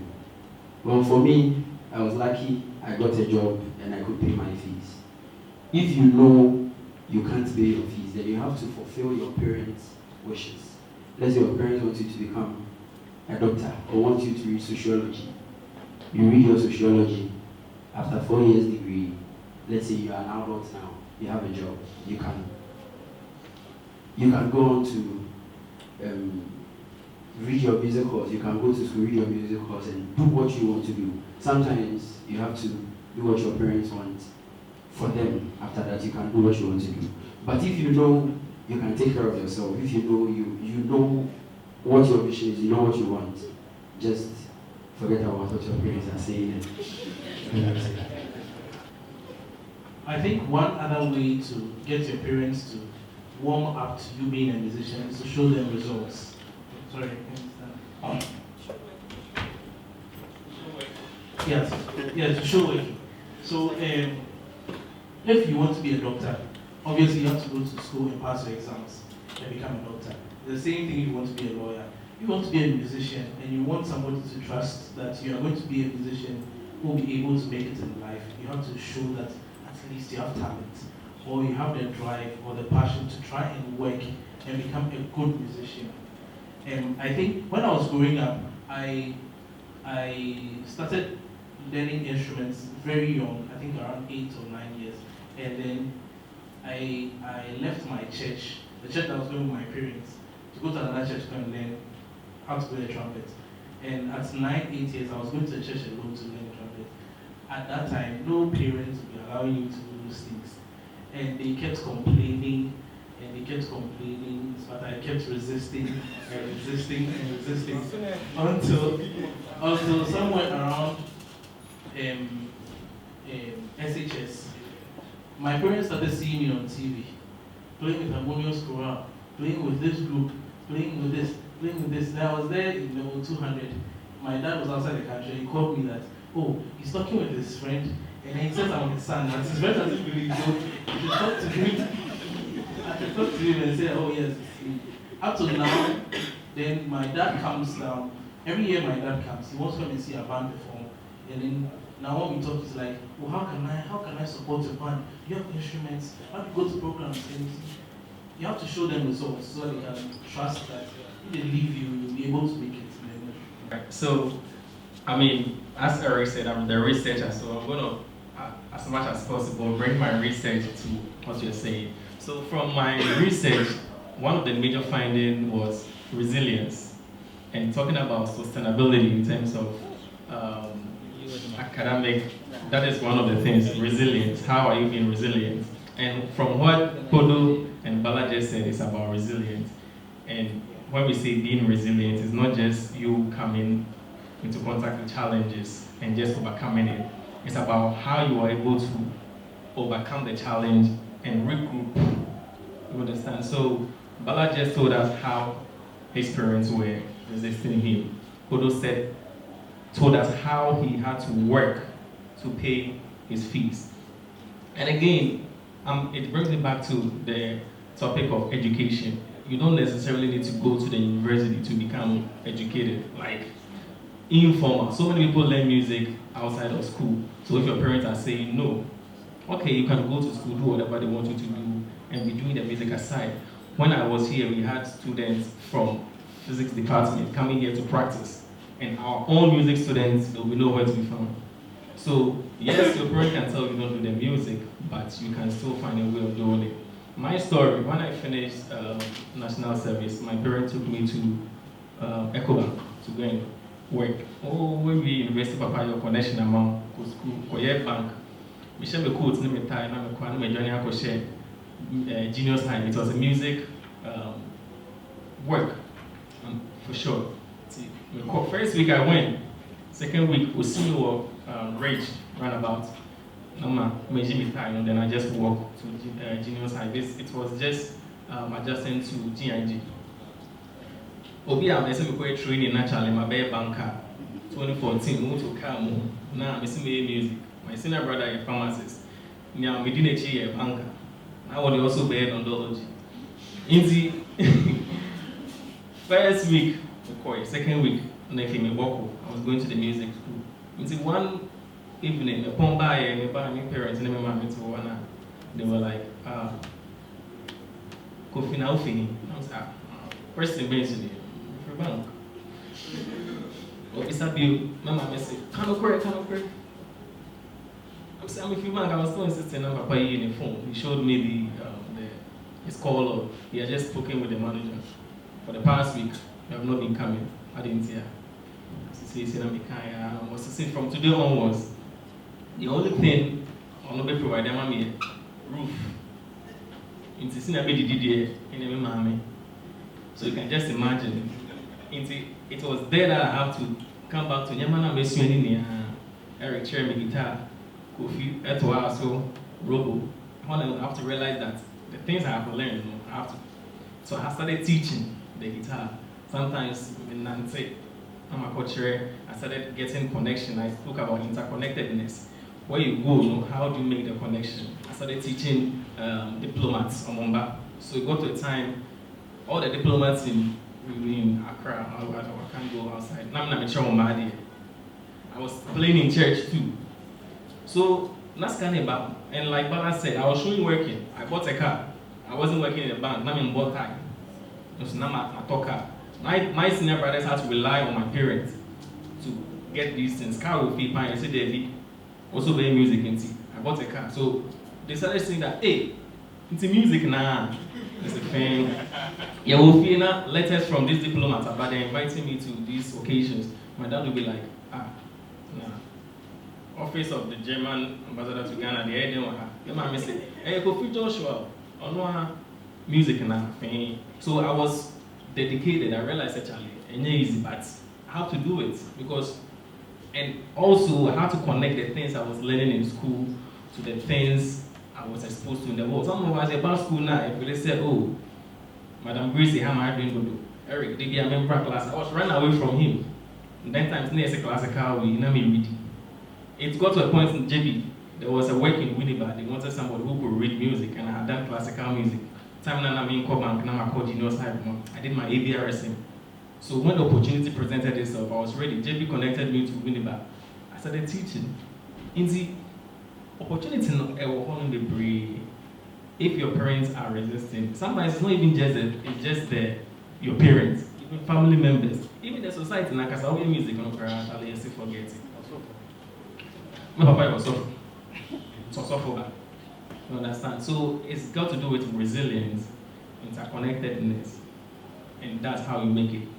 And if you are fortunate to be in school, how you connect the things you've learned in school to what you are doing. It's not very far. When you use orchestration, you say trumpets, you say we orchestra or how will you orchestrate for these things? Or your harmony and counterpoint. So it's thinking beyond just what you have been taught and applying it to whatever you have. Okay, contemporary music, more event organization. That's the same thing they do. You go to Echo House, you go to whatever, it's the same thing. So resilience, diversity, and applying whatever you learned in school to whatever you are doing, and understanding that education is not just formal, it's informal and formal. Thank you. I'll just say a short one on what parents can do. But I am going to advise you, when you become parents, what I think you should do. The trend has changed. I remember my time, my parents were great. My dad played music in the church, so he died. His life is about playing in the church, come home, go to work. Me, I played in the street. I played for people. I played everywhere. But they were so supportive. At a very tender age, I would score music for a big band to play. And even the rehearsal with Pelicans band in Cape Coast, people just come to watch the rehearsals. And we play, and my mom loves dancing. And I'm always embarrassed when she comes to me, because she does like whistle. Then she would come and scrub my face with his handkerchief or cloth, and I never liked it. But there was a meeting. You could feel about it. I went to chapel, no bus, no. And my dad said to them, listen, that's another kind of music. Allow the boy to do his thing. And it has worked for me. I mean, wherever I go, I get the respect that I need because of the way I've carried myself, and like he said. Now, going to my brother here, how to get gigs, how to get bands to play. I think one thing is that you have to fight for your sport. You have to fight to be recognized. You have to have something that when people see you, they say, no, I would like to play with you. I have a band. Everybody who plays in the band does something that I like. I've seen them play. I see other people play in other bands. I'll see someone performing, straight away tells me that I would love to play with this band. I would love to play with this guy. I would love to play with this bass player. And this is how it works. Or Dan Grau will come and hear somebody play a trumpet, they mark you down. And then when there is the space, they will come for you. So that's one way of getting into. And you also have to check yourself and say, hey, Charlie, am I that good? If they call me into, you have to be very confident. If they call me into this group, can I perform the way these people are playing? Hey, so you don't have to be afraid. Now my last one is, why and how are these people making sure that they are performing all the time? And that everybody will have to find out. You know, because there are shows there, sometimes you could be in the wrong place, but the right place is waiting for you, but you have to find it. So I would say Akable has worked very hard for his space. I know Akable, when he started playing guitar, he started under the hands of Jewel Aka. And Jewel, if you know Jewel, anybody who has worked with CK Man is very strict. You have to be good within 3 months, you have to be good. And so Akable joined Juelaka, and within 3 weeks, Akable ran away because it was too much rehearsal, too much perfection. Juelaka went, found him, and brought him back because he saw something in him. And now he's developed his own style, and he's doing very well. So there is a space for you somewhere. So don't give up. And Eric, just one last one. You asked who should set the structures up. In this case, it is GAM. GAM will have to set it up. But the wrong questions are not being asked. It's just like Ghana. When somebody does something wrong, we don't point it to the president, we go to the president. So they're all hiding behind the president. Charlie, find who is doing the wrong thing, make sure either, he does the right thing or he gets a sack. Don't blame the president all the time. You see, BA roads, no one here. President, even my small acting president, Grano, and some are bit a day, the 600, the president 1,000, and today, so let's direct the right thing. But it's gone, and they have started, but I think they are too slow. They have to get on the beat and finish. Please, and this is a direct question to the chamber. Please, coming here, University of Ghana Music Department, I didn't really enjoy high life music because there was a lot of hip hop infused in me. So it didn't really make me consider some high life styles. But there was this time around during the strike period, you guys came to the ETS drama studio and you performed. And that day, I was really shocked how you guys could structure high life in a way that could suit with the young ones as well. And since that time to school resumed, everything we learned in guitar class, pop class, it was making sense to me. And the question I want to ask you is that how do you get to structure the high life music in a way that suits with the young ones who are here right now and get a lot of young ones to listen to old use of those days here? How is the department also helping students to understand music business? Because most of the time, students graduate, they don't know anything about music business. They know crochet papers, but when you talk about manager, production, nothing, executive producer. So how is the department also helping students understand the music business? Thank you very much. Thank you very much. Academia, will you answer? Academia.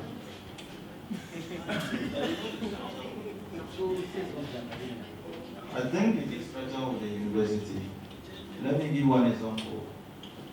Starting from level 100, you are allowed to take only 2 core courses.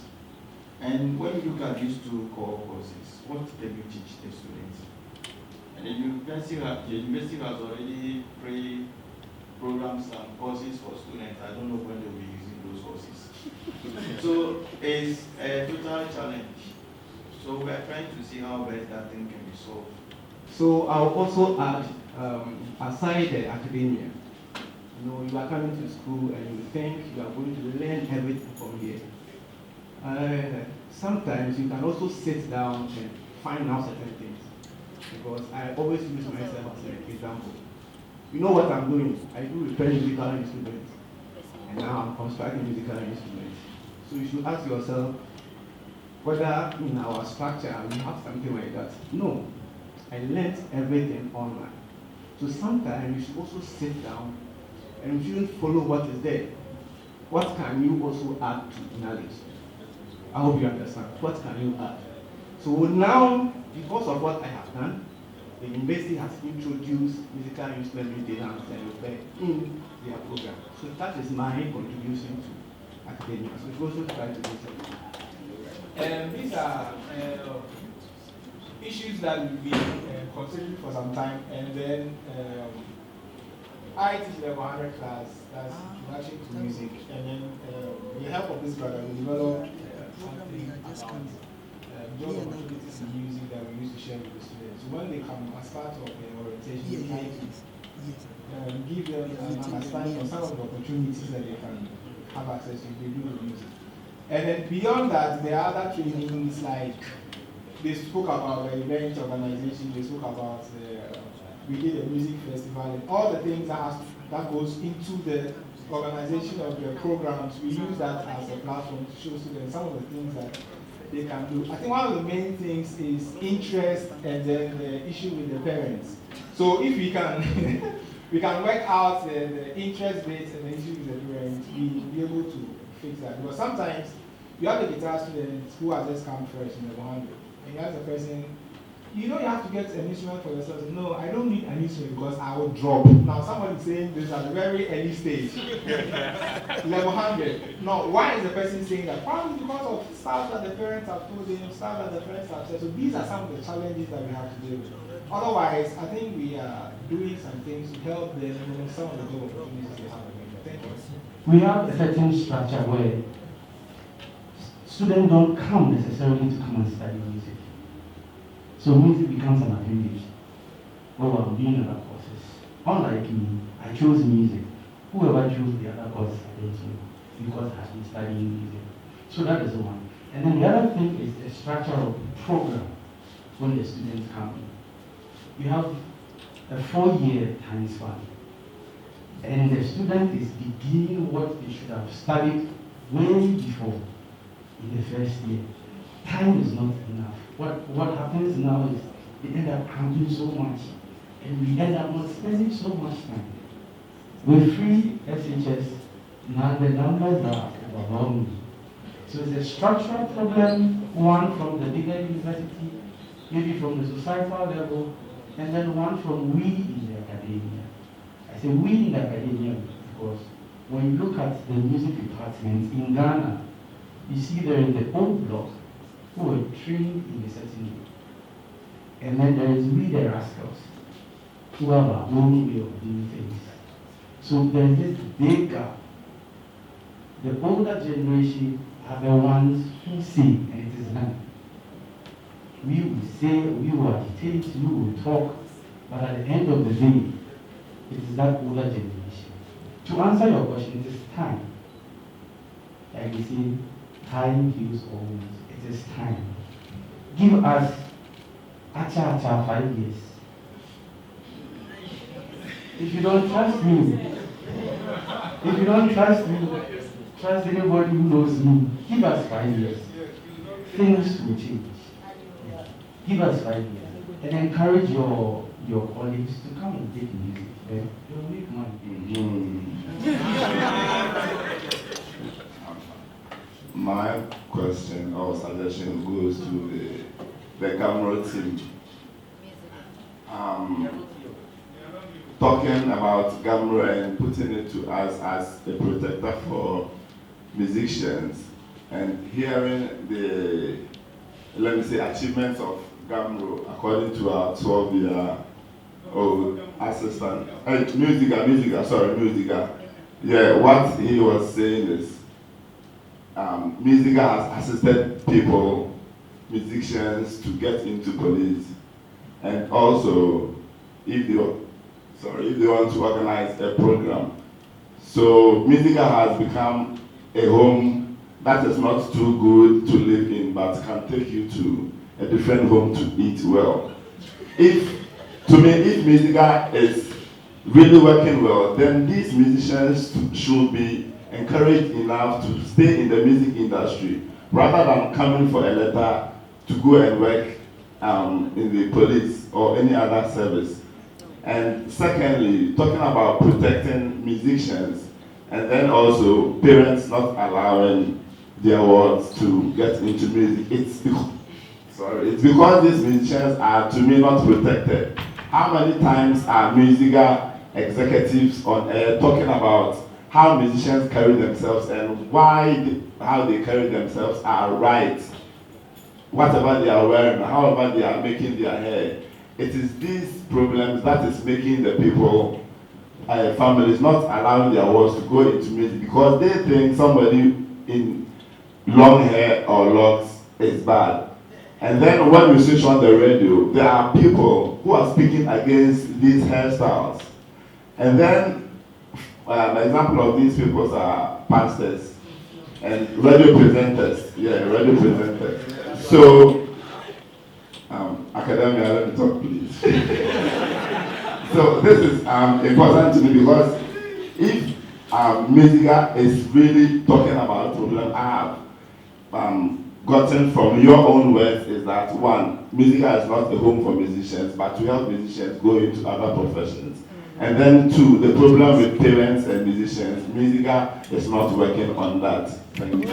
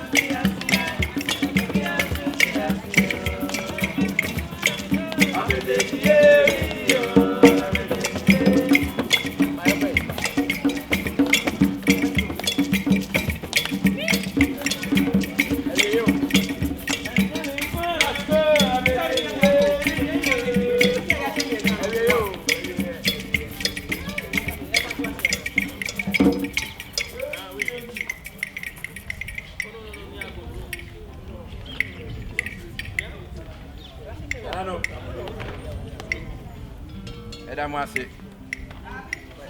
Amamre ni yezi ache.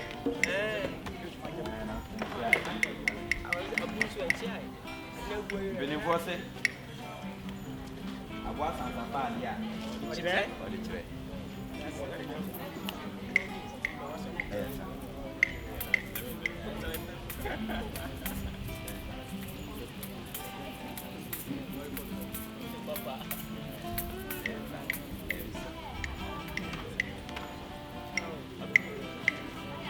Nami jo. Anam se obi nsen sama ni busu efo. Enza.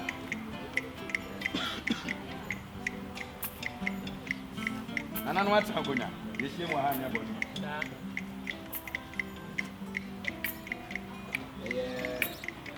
Yesi ne ba bujo.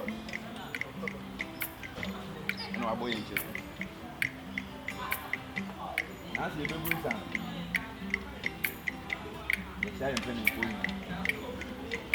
Why you think you put the best on your military to do the guys? You do. When you want someone to see you waiting in a. Yeah. What's that mean? Great.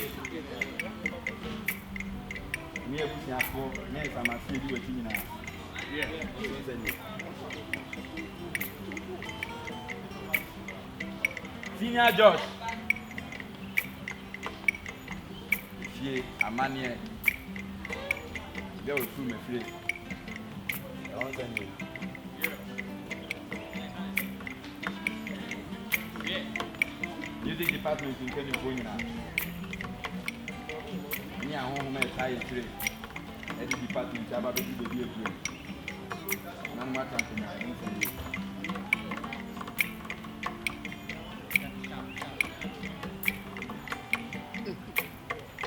Sapa mo moye. Na djumi ya ide si emi ni fe ni dia me pe ti edi. Moye. Edi fi moye. Atoye moye. Apo moye. Yeah. Ana no monte.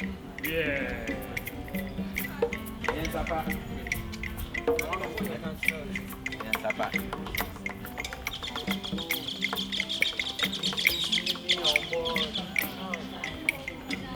Call my name, Mame water go come.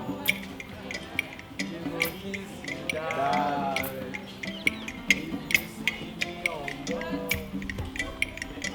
don't call my name, Mame water go come. You go kiss you down.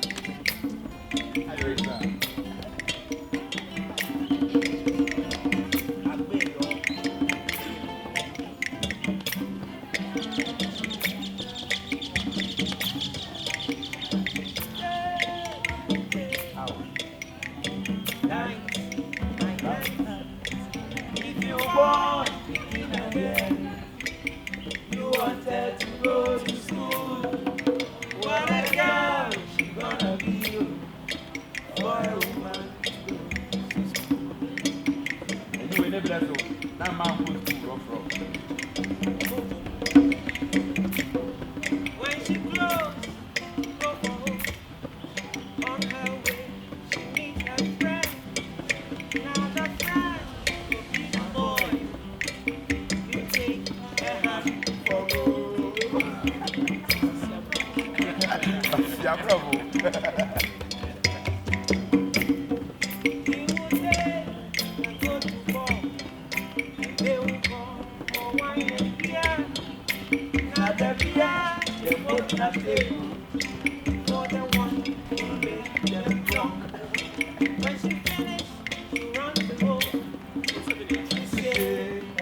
to mom. Now mom will say my darling, come home.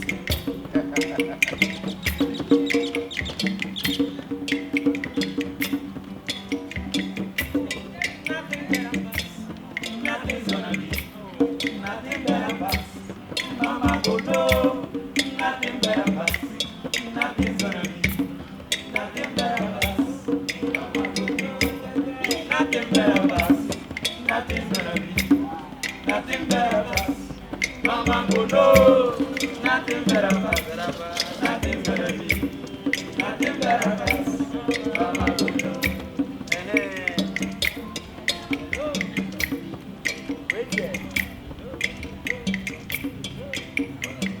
Yellow sisi Uti alfojo Waiting dey cause am everybody money palava Erico na banyo na magana eza ile zero Ewa bai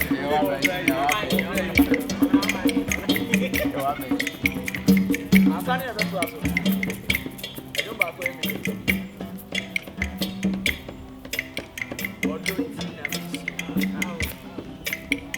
Odonti na mi jarewe, swana yewe sewa mame.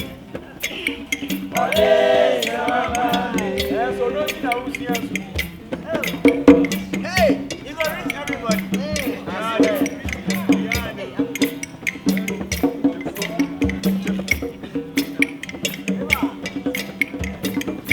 Missing and saying, no do share me for me sir. Maybe a go dinner. That's it, you want to Ode sewa mame. How you get to us and so I know they wouldn't say. Or that may be not so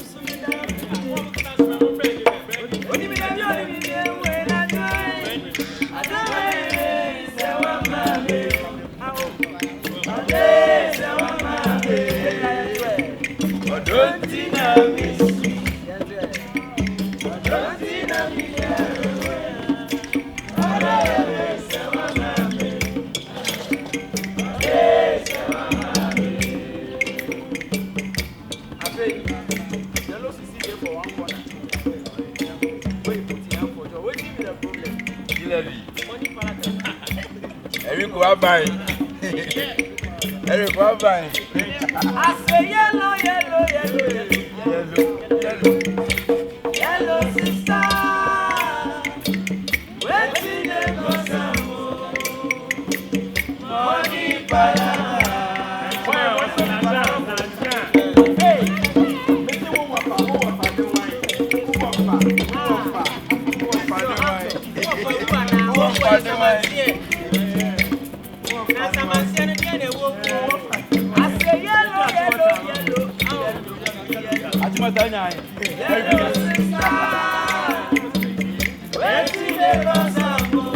Everybody, money para.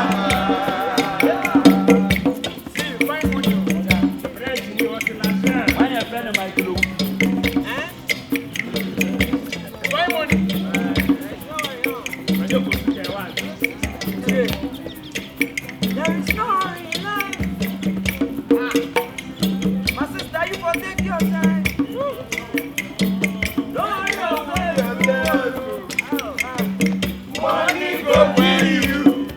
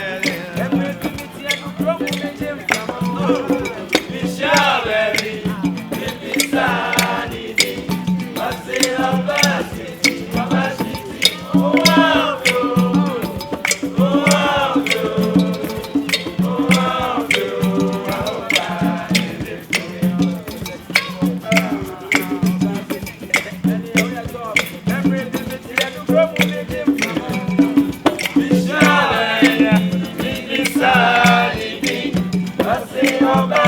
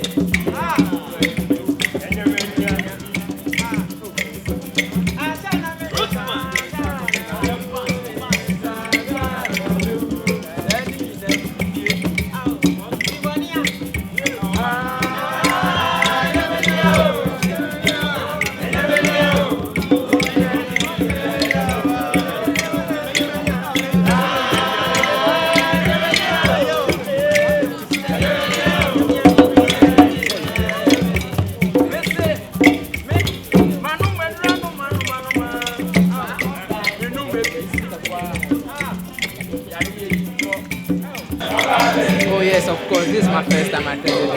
Have you ever heard about Pambo music? No, I saw it in one of our WhatsApp page.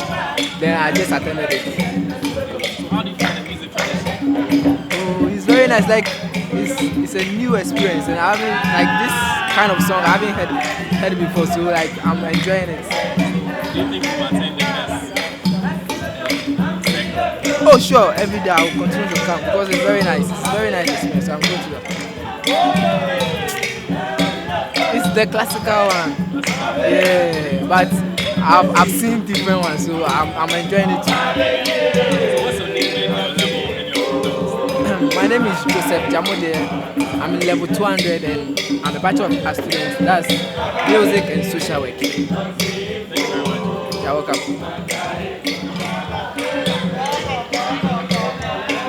What's your name and your products? I'm Ransforato, Bachelor of Arts, Public Administration, Sociology, and Info Studies, level 100 to be precise. Did you know about Pamwa music? Not at all. This is my first time attending this program. So how do you find the music tradition? Oh, very exciting. I'm more into music. In fact, this is my first time. But so what kind of music are you more interested in? The classical and the pop one. Yeah. So how would you define this kind of Pamwa music? How would you It's very traditional. It's local, and I like local things. Even if tomorrow they organize, I'll come because I'm enjoying it now. It's very exciting. I'm very proud.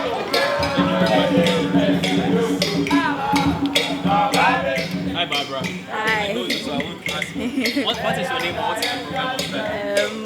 I'm Barbara, music level 300 student as well as social work. Did you know Pamwa music before this? I learned about Pamwa music this semester actually during my guitar class. We were taught about it, the origin and everything. So, yes. Who was teaching you? Dr. C. So what do you think about the music tradition? I think it should be done more often. Which kind of music are you more interested in? R&B and pop. Pop. So what makes you more interested in the Pamwa? It brings back old songs that you haven't heard in a very long time. Enjoy it. Do you think you'll be coming again to the next? Definitely. This is not my first section and this is not my last. Yes. And this is not my last. Why don't you play? Because it is open for you. Yeah. There wasn't enough guitars and there are enough guitars there. So next time. Yes, definitely. You're welcome. Your name and course of study? My name is Priscilla Guamambo. I'm a social worker. What instrument do you play? The guitar. Do you know about the Pamwa music? Yeah, I know about the Pamwa music. And which music are you more interested in? I was more interested in high life music and Afro-pop, but when I started learning Pamwa music, I fell in love with the Pamwa music. What makes you interested in Pamwa? Yeah, especially what makes me interested with the Pamwa music is their rhythm, especially with the Odon Soul power. Yes. So do you play it on the guitar yourself? Yeah, I play it on the guitar. What is this? That's a Pamwa. What? Pamwa. Oh, okay, so this is your first time coming to an end? No, I've been here several times. And they always serve the Pamwa? Yes, they serve the Pamwa. That's the Pamwa music. Whilst I'm drinking the Pamwa, you're enjoying the music as well. So do you think this is a music tradition that people like you will enjoy? Yes, definitely. Why? I think because aside we enjoying the palm wine and singing music, it also allows us to express ourselves. You not normally you singing it, but just saying stuff that comes in mind, and it's very good for us to shout more. So thinking about our environment, sanitation, do you think this is a music tradition that we can use? Yes. Why? Because I see the palm wine music as it doesn't just it's a type of music that laments on the issues that goes on in society. So actually, this is the very best music to talk about the issues that goes on in society.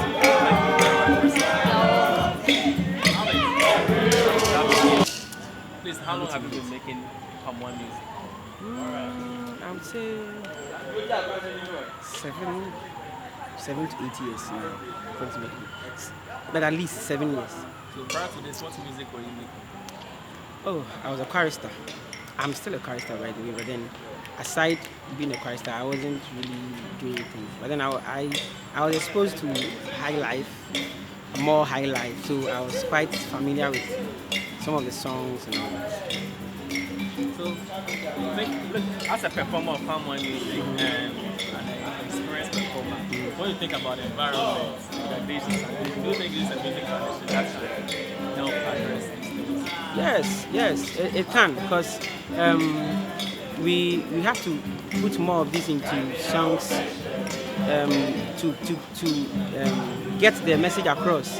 And you know, palm wine, the nature of palm wine music is it's quite soothing. You have to pay attention to the lyrics and everything. You don't just dance to it like most of the popular songs. So palm wine has that ability. It has that potential to help us take some of these messages across, most of the messages across, be it climate change, be it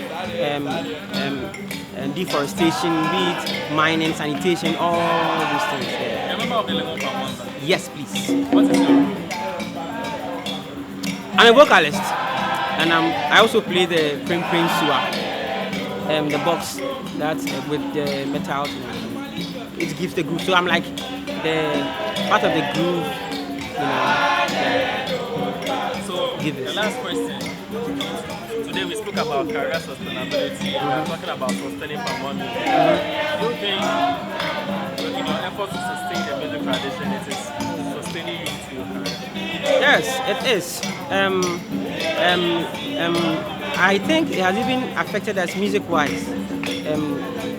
I wouldn't even want to go much into the financial aspects, but then palm wine has also affected us in the way we write songs, the way we sing songs, the way we perform songs.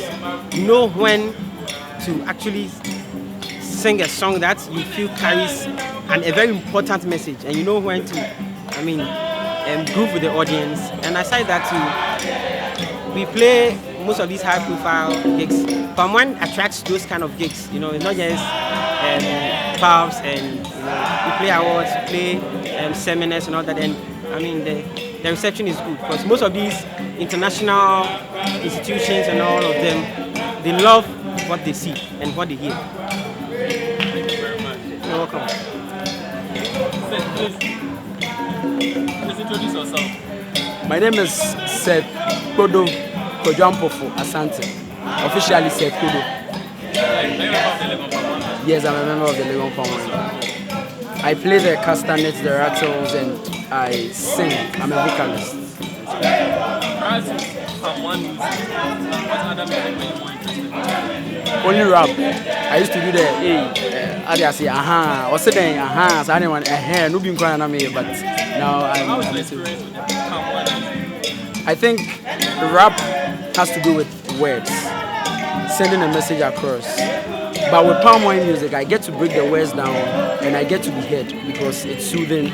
People like to hear you when you have something accompanying your voice to send a message across. So it's helping me in the end. I'm doing rap, but in another form, which is called palm wine music. So thinking about palm wine allowing you to carry a message across, what do you think is the relationship between palm wine music and the environment? Palm wine music and the environment.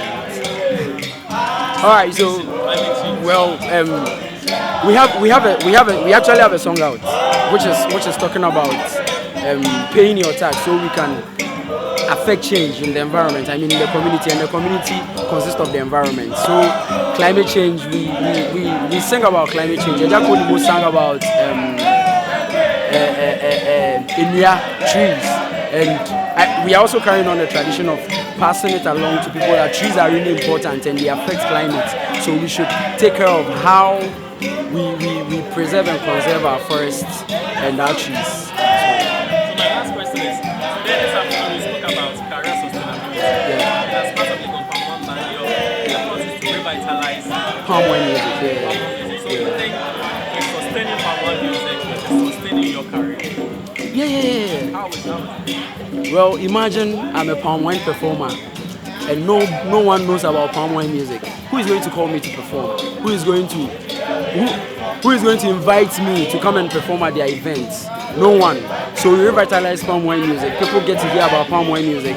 They call for performances. They are more interested in our craft, and you make money out of it, and the money is going to sustain us. So. Is there anything you want to say to people who don't know about palm wine music? Oh, well, if you don't know anything about palm wine music, search for the Legon Palm Wine Band on all social media handles. And you'll find us, and we can interact more about palm wine music. And also join us next time for It's a Gas in Como. All right. Okay. Dr. Sunudo, please, we are told you are the founder of Little Palm Wine. Can you give us a little history? What got you into Palm Wine? Okay, so I have been in palm wine music for some time. I've been a part of the community. You know, palm wine music is considered or is referred to by the young people as old people's music. So I was intrigued and I got into it when I started learning how to play the guitar. I was particularly interested in the Ghanaian guitar style. And I got interested in it and introduced to it by Ebo Taylor, who was then my guitar teacher. From then I happened to meet a lot of guitarists and I happened to meet a lot of Ghanaian musicians who played indigenous Ghanaian guitar. So that is how I got into palm wine music. Legon Palm Wine Band came as an experimentation. In that after participating in the community for so long, I observed that the people who were sustaining the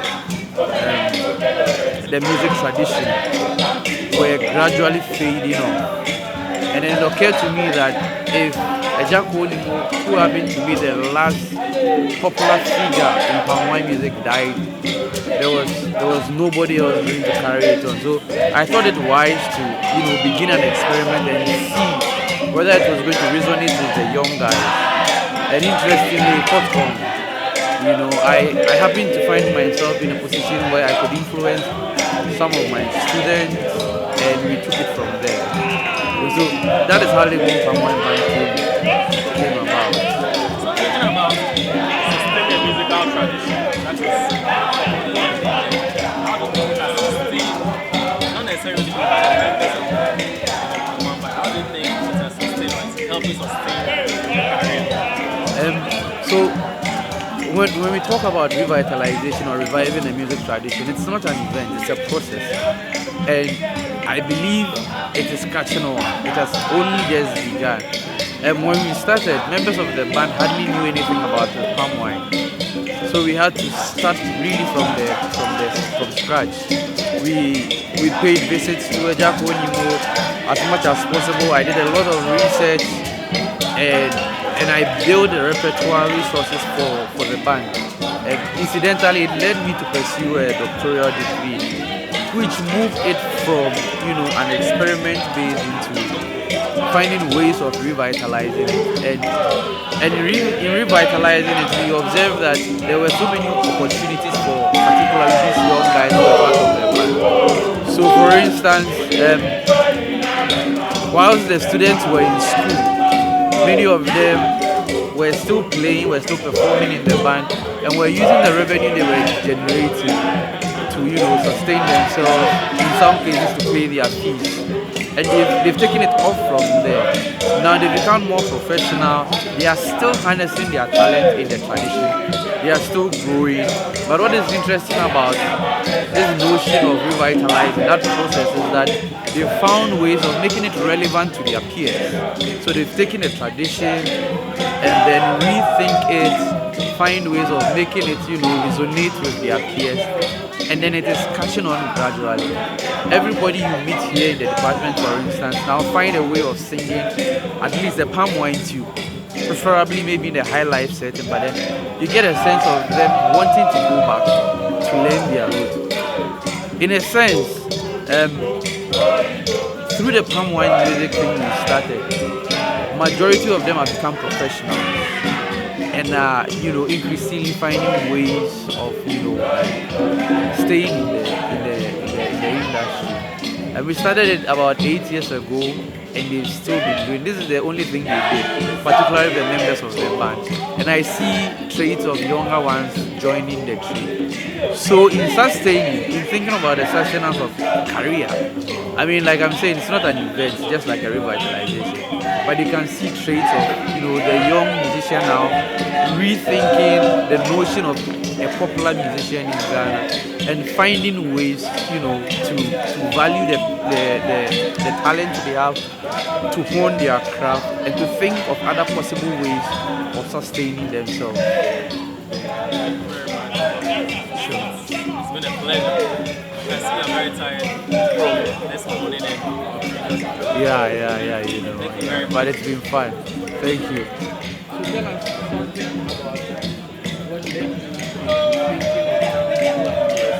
about what So, during my master's program at the University of Ghana, I was interested in the career sustainability of musicians. How are musicians sustaining their career? And as at that time, my main case study was Ochame Kwame, a popular musician in Ghana. But after starting my doctoral program, I happened to become aware of the Humanities Engaged program at the University of Pittsburg, where it focuses on encouraging doctoral students to put their research in the industry. So going back to my master's thesis and thinking about music career sustainability, the first thing I could think about was Legompa One Band, a band I was already familiar with. I was watching their performances, and what triggered me was this is a band in the effort of revitalizing the music tradition. So I was tempted to connect the sustainability or the revitalization of a music tradition and what it has to offer the musicians.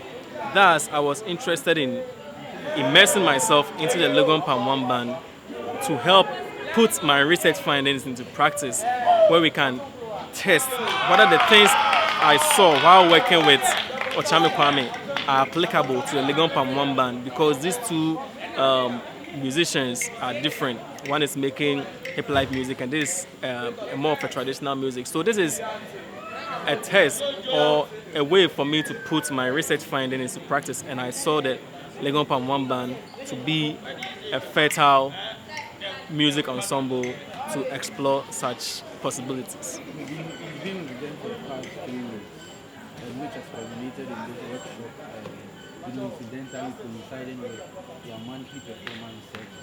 What has been the experience so far? So far it has been really interesting and also challenging, because one thing I've learned is the ensemble is embedded in a community, and the community is also embedded in the music industry, and the political economy of the music industry affects how the ensemble operates. Preparation for the workshop, the circle, the monthly performance hasn't been easy, but I realized that through this process I'm learning on how to manage human beings, not just musicians, but how to deal with human beings, timing, different attitudes. So it has been an interesting experience getting to understand how the music industry and its political economy affects a band such as the Legon Palm One Band.